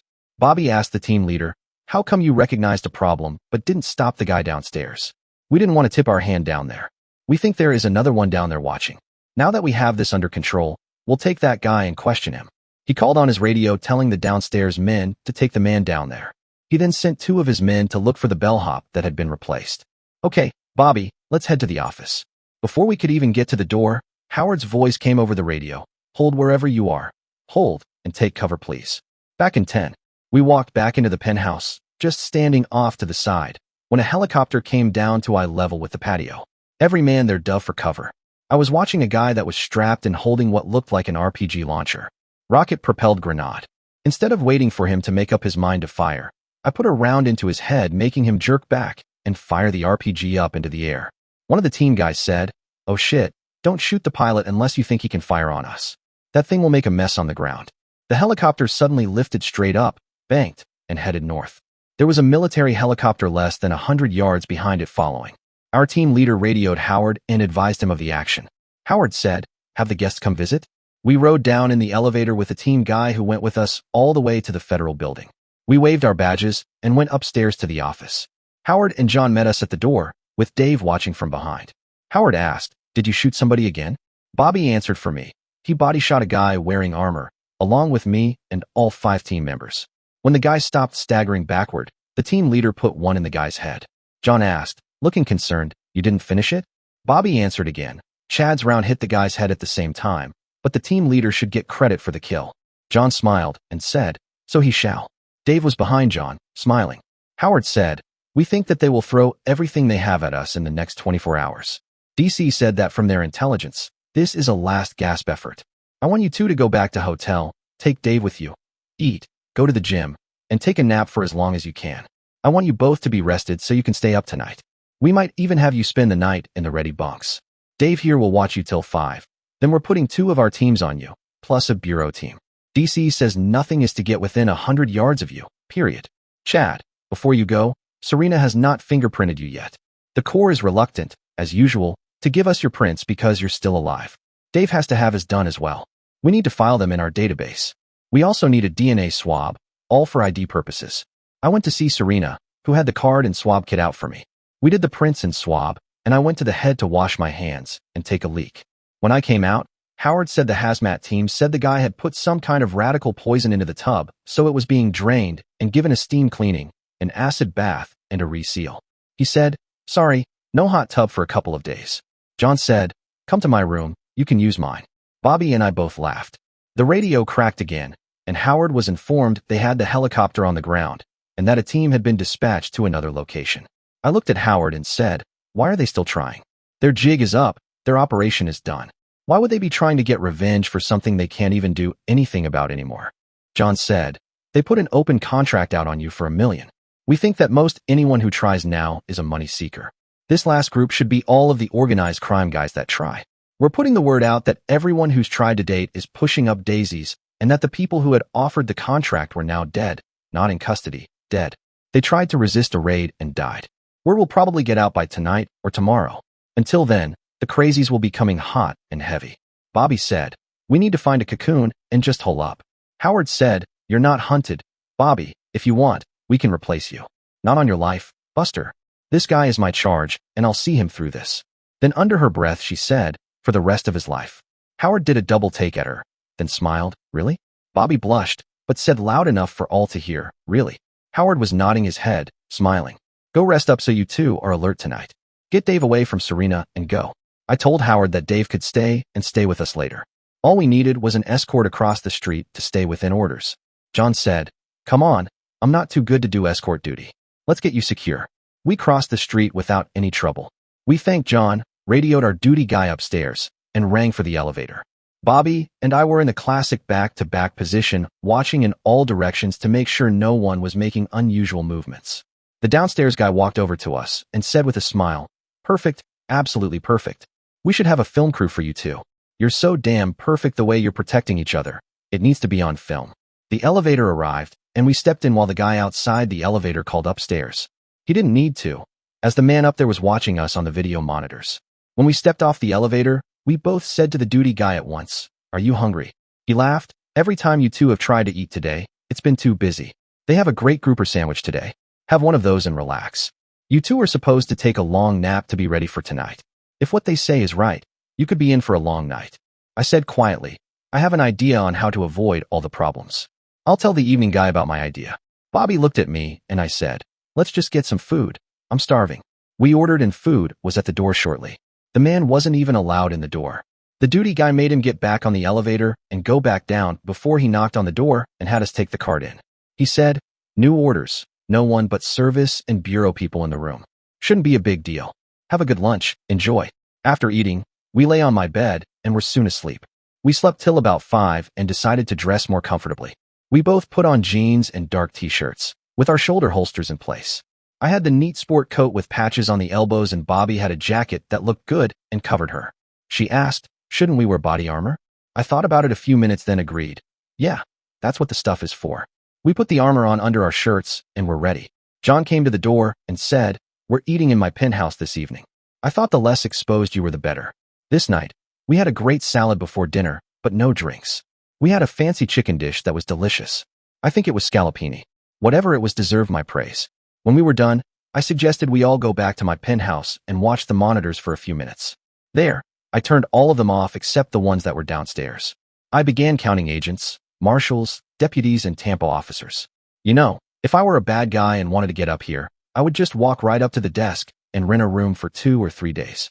To make sure I was accepted, I would go in and out the doors and elevators often. I would use all of the facilities and generally be seen by everyone. Once I had all my timing down, I would find an easy way to get on the elevator and blast my way past the duty guys and begin dismantling the room until I had all living things taken care of. How would you get past the duty guys? For $1 million, I'd kill them. As each area was neutralized, I would work my way up until I finished what I had started. What do you bet that there are at least 2, maybe more, assassins registered in the hotel right now, laughing at the reckless shit that has been happening? I looked around. If you think you can protect me easier in the office than here, think of just the 2 guys downstairs with no backup. A bad guy walks in, bang, bang, and rides the elevator to the office. From there, he kicks down the steel door and methodically uses about 50 well-placed rounds to hunt us down. John said, "So you're saying there's no way to protect you?" "There is, but not in this urban environment. What we need are foxholes, some automatic weapons with defined firing positions, claymores, and an anti-personnel perimeter alarm." John laughed. "You're right. That would be impenetrable." Howard asked, "Where would we set up something like that?" "How about we go where it's already set up? I'll bet I could call and get Bobby and me a nice, comfortable bed for the night, with enough guards to protect all of us if we needed to." John, Here is a telephone number that you can call and ask if they can put up 2 people in protective custody for a night. When we get permission to go, we'll make a big deal out of displaying me to everyone. As soon as I'm tucked away, it's over. I can read a book before getting a good night's sleep. You can too. John's second-in-command said, "Damn, that's anticlimactic. Where is this sanctuary you're talking about?" John answered for me, "The Air Force Base. We can stash you in some officers' quarters in the BOQ, and it's over. Let me call." John called the number that was for the commanding officer of Central Command and talked with the man for a few minutes. He thanked the man and said, "We'll be leaving in 10 minutes. I'm staying out there with these 2 just to be on the safe side. Plus some Marines from CENTCOM are being detailed for guard duty. I feel better already. Let's move. What do you need to take with you, Chad and Bobby?" "Just a shaving kit, boss. Bobby has an overnight kit in her purse." "Let's roll then." Howard had our armored rolling stock brought to the front of the hotel. About 5 Tampa cars pulled around us. Not one of the officers was looking up, and that's where the threat would come from. I asked them to open the rear doors of the car we were riding in, then told Bobby, "Go, get in the car." When she was in the car, one of the duty guys said, "Let me help you. Don't be an idiot. Stay right here." There was a neat steel plate that slid in place for wheelchair patrons that would need a ramp. They would slide the steel plate out and lay it in place and push the patron up or down. A patron could use the main door and just glide right in, but this was the private entrance. I told everyone to stand clear, slid the steel plate out from its holder, and swung it over my head. Balancing the thing on my head, I staggered to the car, and what do you know? Before I had gone 2 steps, 3 shots rang out, with rounds ricocheting off the steel plate. All the cops suddenly were looking up. Another set of 3 hit the plate, and I was almost at the car. As I was right at the car, there was firing from 3 different locations that all hit the plate. I sure hope none got lucky and hit my fingers. The idiot cops were firing up in the air with their guns. The odds of hitting anything with a pistol at that range were really remote. I slid into the car with the steel plate over the top of the car, but sticking out far enough that there wasn't an angle into the car. I pulled the door closed, and a few more rounds were deflected by the car. I wondered whether, with all of the law there, if they would catch the shooters. Bobby was petrified. "You knew that was going to happen, didn't you?" "I've been thinking how I would do this and how I could be prepared in the event the target did something like we're doing." "Why didn't you let me protect you?" "Because you couldn't." We waited about 5 minutes at the curb until John and a duty guy came out and picked up the steel plate and put it where it belonged. John came out without fear and climbed into the front seat. "I'm not congratulating you on a good plan, as you exposed yourself too much. If you knew you were going to be targeted, we could have used a decoy. But then you did get the maneuver accomplished without any casualties, plus you located the shooters. I'll bet there are a bunch of pissed off people." Bobby shivered and hugged my arm. 3 service cars and 5 police cars with sirens blaring headed out of downtown toward Bayshore Boulevard. The police officers kept us moving right along and ended the noise at the gate to the base. The air police guards on the gate had been advised we were coming. They checked all our identifications and led us to the BOQ. Bachelor officers' quarters. We could have stayed in an airman barracks and would be just as safe. It's not that the base was impenetrable, but it was damn near. My other thought would have been the base hospital where I had spent so much time. We only kept our driver and John, and were all shown into rooms. Bobby and I were lucky to have adjoining rooms with a connecting door. We had some ice cream from a vending machine before we all said goodnight. Minutes later, Bobby was in bed with me. I had on shorts and she had on a gown. In the event someone came in to check on us, we would be decent. We slept like babies. When we got up in the morning, we cleaned up quickly in the separate men's and women's latrines before we met John and the driver for breakfast. We walked over to the officers' open mess and bought some great military breakfasts. I stuffed, having the opportunity to have good biscuits and sausage gravy, along with a bunch of eggs and potatoes. The coffee was bad as always, but it was hot, black, and strong. John looked at me and said, "Now what? If what you told me is true, we should be free and clear today. If intelligence says there's still a threat, I'll just stay right here. I'll make the hospital measure me for another leg or something. Bobby can go to work and I'll go to the library." Our driver said, "You're too comfortable. It isn't cool to tease death." John about cracked up. "Son, this Marine has seen so much death and been confronted so many times with the decision to save his men and die, or save himself. He doesn't even think about it. Be in real combat for a week or 2 at a time, then tell me about comfort factors. This man can eat using a guy he just gutted for a table. He can sleep, not necessarily soundly, but still sleep with mortars falling around him at the rate of 2 a minute. What he did last night wasn't for show. It was to protect all of us as he felt he was the only target. He was, and he proved it." The driver still looked at me warily. John used his cell phone and called DC for intelligence. He heard from them that several people had been picked up last night as a result of the sniper fire. He asked for their opinion, listening, nodding. He smiled. Let's get our shit, thank our hosts, and go to work. We'll go to the hotel to change clothes, and you, Chad, can start taking duty. You still have some accrued incident time, so if you have other things to do, go do them. I told John that I would discuss it with Howard and that I needed to make some decisions about my employment. John looked at me in understanding and said, I hope you stay with us. He looked at Bobby and said, I would like you to stay with us as well. There isn't too much duty where you two can work together, but if you find something you can do together and need help with the transfer, call me. Bobby smiled. We didn't put anything over on anyone, did we? Something clicked with you two. You both exhibited all the signs. I think you're a good match. Be sure before you make it permanent. This is a crazy way to make a living. Bobby, you already know that. Bobby nodded but smiled. We drove back to hotel, with John saying he was going to sign out of our service office and take his crew home. He said they all had enough good stories for the rest of the office and cubicle rats back in DC. Bobby and I went up to the room, saying hi to some relaxed duty people, and changed clothes. I told Bobby, I think we'll be staying in our new place tonight. I have to close my other apartment and pick up my bike, but that shouldn't be a big deal. Let's go to the office. We walked to the office and were greeted by everyone. Howard said, after worrying about you two so much. Last night was anticlimactic. Good idea, Chad. Not cool doing the stunt you did with the steel plate though. You're forgiven because it worked. We picked up all the shooters, plus we profiled a bunch out at the airport, and have about 20 more in custody. They're bemoaning that the big shots who offered the reward are all dead. Woulda, coulda, shoulda, you know the story. Howard looked right at Bobby. So Bobby, you ready for your new place?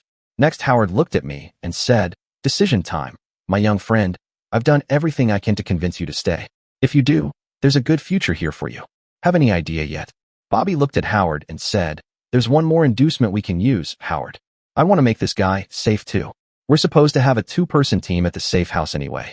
He can still pull duty a lot of the time when we're not hosting, and what better cover than a service couple? How about it? Howard and John waved at both of us to follow them as they headed toward his office. Once we were all sitting, relaxed, Howard said, Bobby, Danny's been gone a long time now, and you've become a valuable member of our team. When needed, you've pulled duty for sick guys. You've even pulled some air duty. Up until Wild Bill showed up, you've never exhibited any sign of interest in anyone. The guys that have been at the office since Danny left have all looked after you closely, hoping you would have this opportunity. I guess something I want you to think about is, do you really want to have another relationship with someone in the service? Hell, even the bureau can be hairy sometimes. There's always that chance that either or both of you could be lost. Bobby, you know what that's like. The brief courtship you two have had has been unusual to say the least. This is what I'd like to do. If you stay on, Chad, I'll assign you as Safe 2 with Bobby as leader. Your temporary lieutenant's position will probably go away, but you haven't had any special office yet anyway.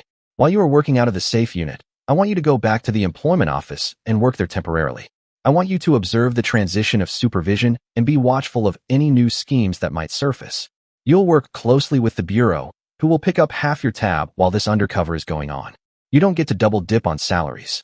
Your employment office salary will be diverted to the marshal's service budget while you take care of this assignment. If the safe unit has to host, you might have to take a leave of absence from the employment people, but Ms. White will understand. She's happy with this arrangement and is actually the one to suggest it. So, this will give you a chance to be a deputy marshal as well as see how you like the employment division. Give all of it a trial and decide in a month or so. Bobby was very excited saying, come on, Chad, let's get our stuff and go see the new unit. We can swing by your old apartment and get the stuff you had there. Let's see if there is still an attraction between us in a mundane, monotonous world. I shook hands with Howard saying, thanks Howard. Thank you for the opportunity. I'm leaning toward wanting to stay with the service, about 98% sure. This is a hell of an organization. I like the camaraderie, the closeness between deputy marshals. This is a great place to work. Should I call in the morning? Don't call in until next Monday. I'll work on setting your schedule up with Ms. White. Both of you are off until then. Enjoy. We left the office and went back to the hotel to pick up our clothes. I stopped at the gift shop to purchase a suitcase before going up to the room. It only took 10 minutes to pack our stuff and head to the garage.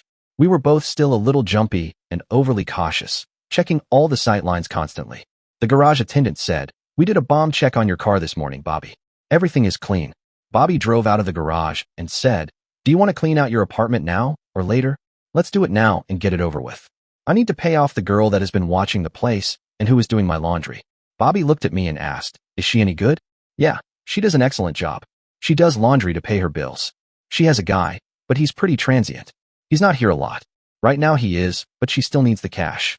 I had an arrangement with her that if I bought the food, she would fix it. She would share meals with me, giving her a couple of healthy meals a day. When her guy showed up, he began eating with me too.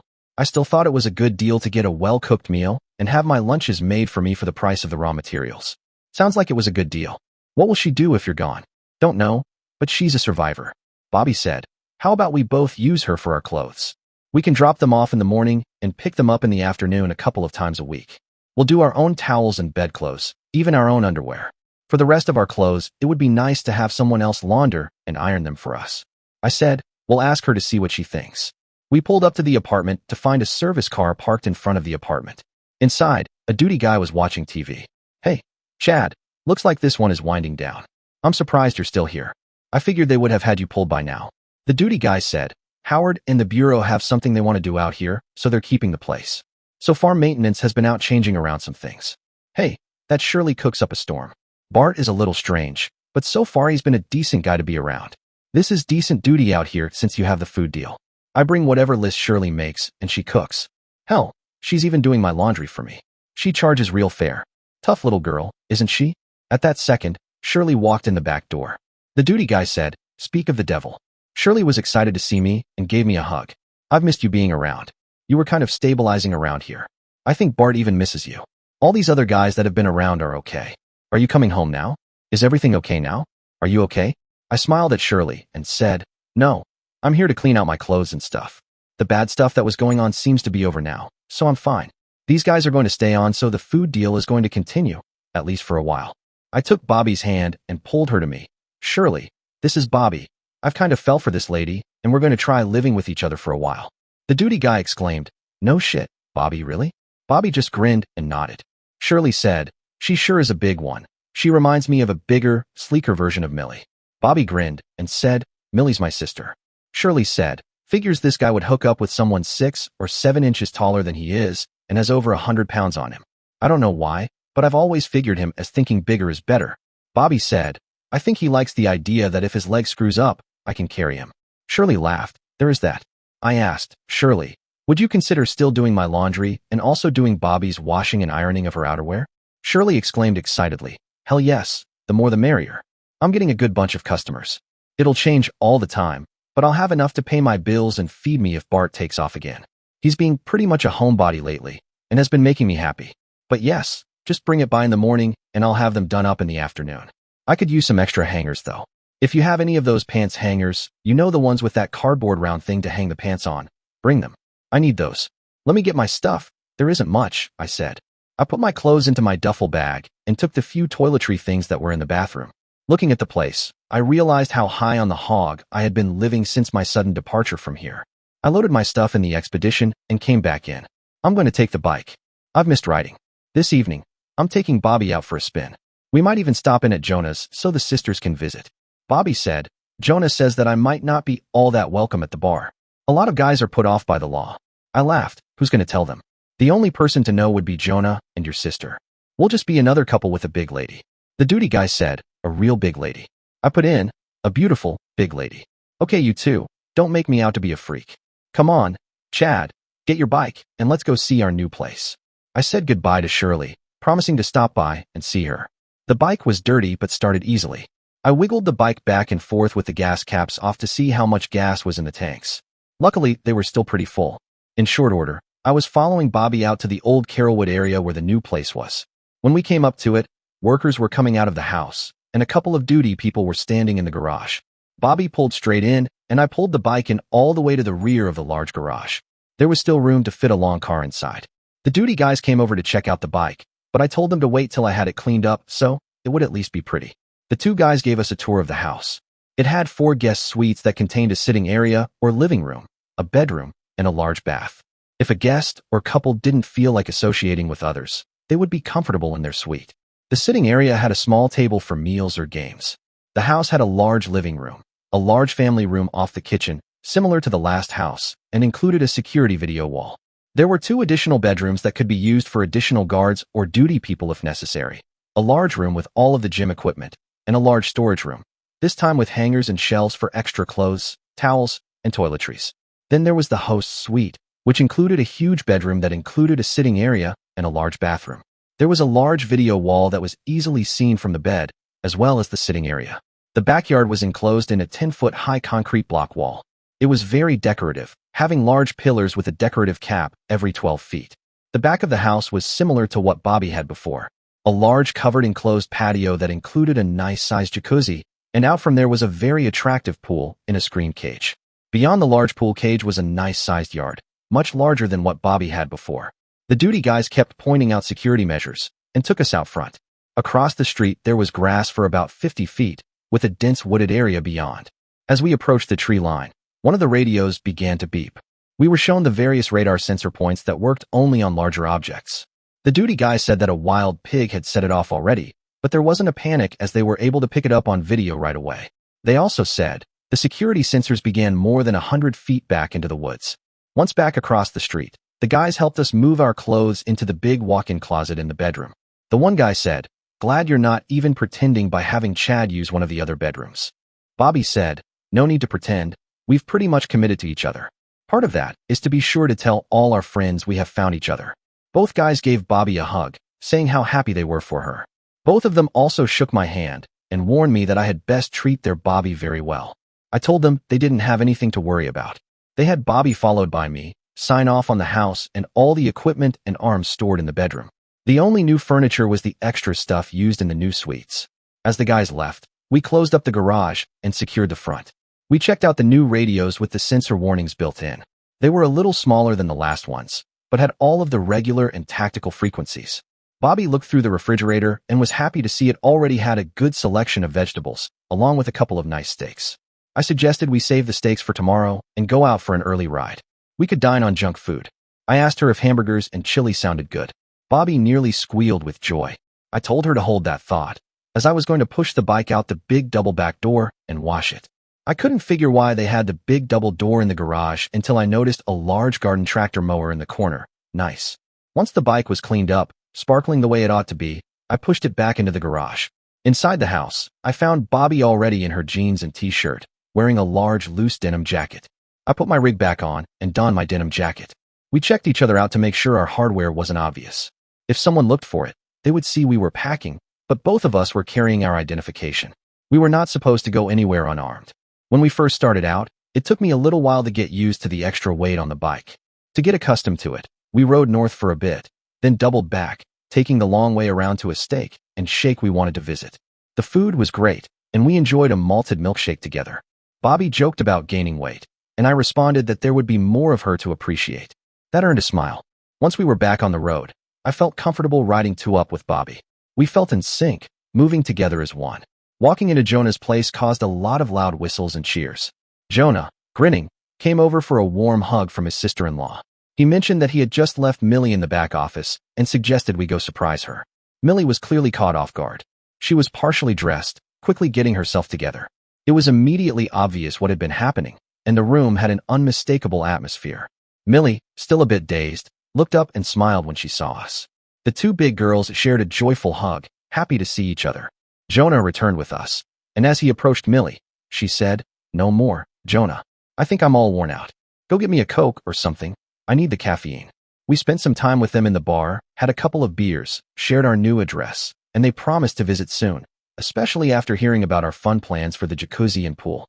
It took us a while to ride home since we intentionally went the wrong way, taking a wide arc to enjoy the wind in our faces. No rush, no loud noises, just peaceful serenity. When we got home, Bobby used her remote to open the garage door, and I parked the bike inside. We went through the routine of setting up the front and perimeter alarms. After taking a warm shower, we settled into bed and enjoyed a quiet, intimate moment together, drifting off to sleep contentedly. The phone rang. I looked at the clock and saw it was right at 2:30 in the morning. I reached for the phone and saw it was line 2, the host line. I said safe 2.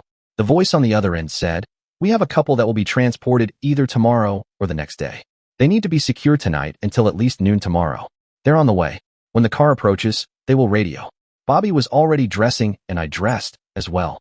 We were out in the family room watching the video wall when the radio voice asked us to open up. Bobby assumed a position that allowed her a view of the garage through one of those big security mirrors stores have. I had not noticed it before. All I could do was wait for her to tell me what to do. She said to me, "I know that call by heart from your side of the conversation that I heard. Is this a single or more than one?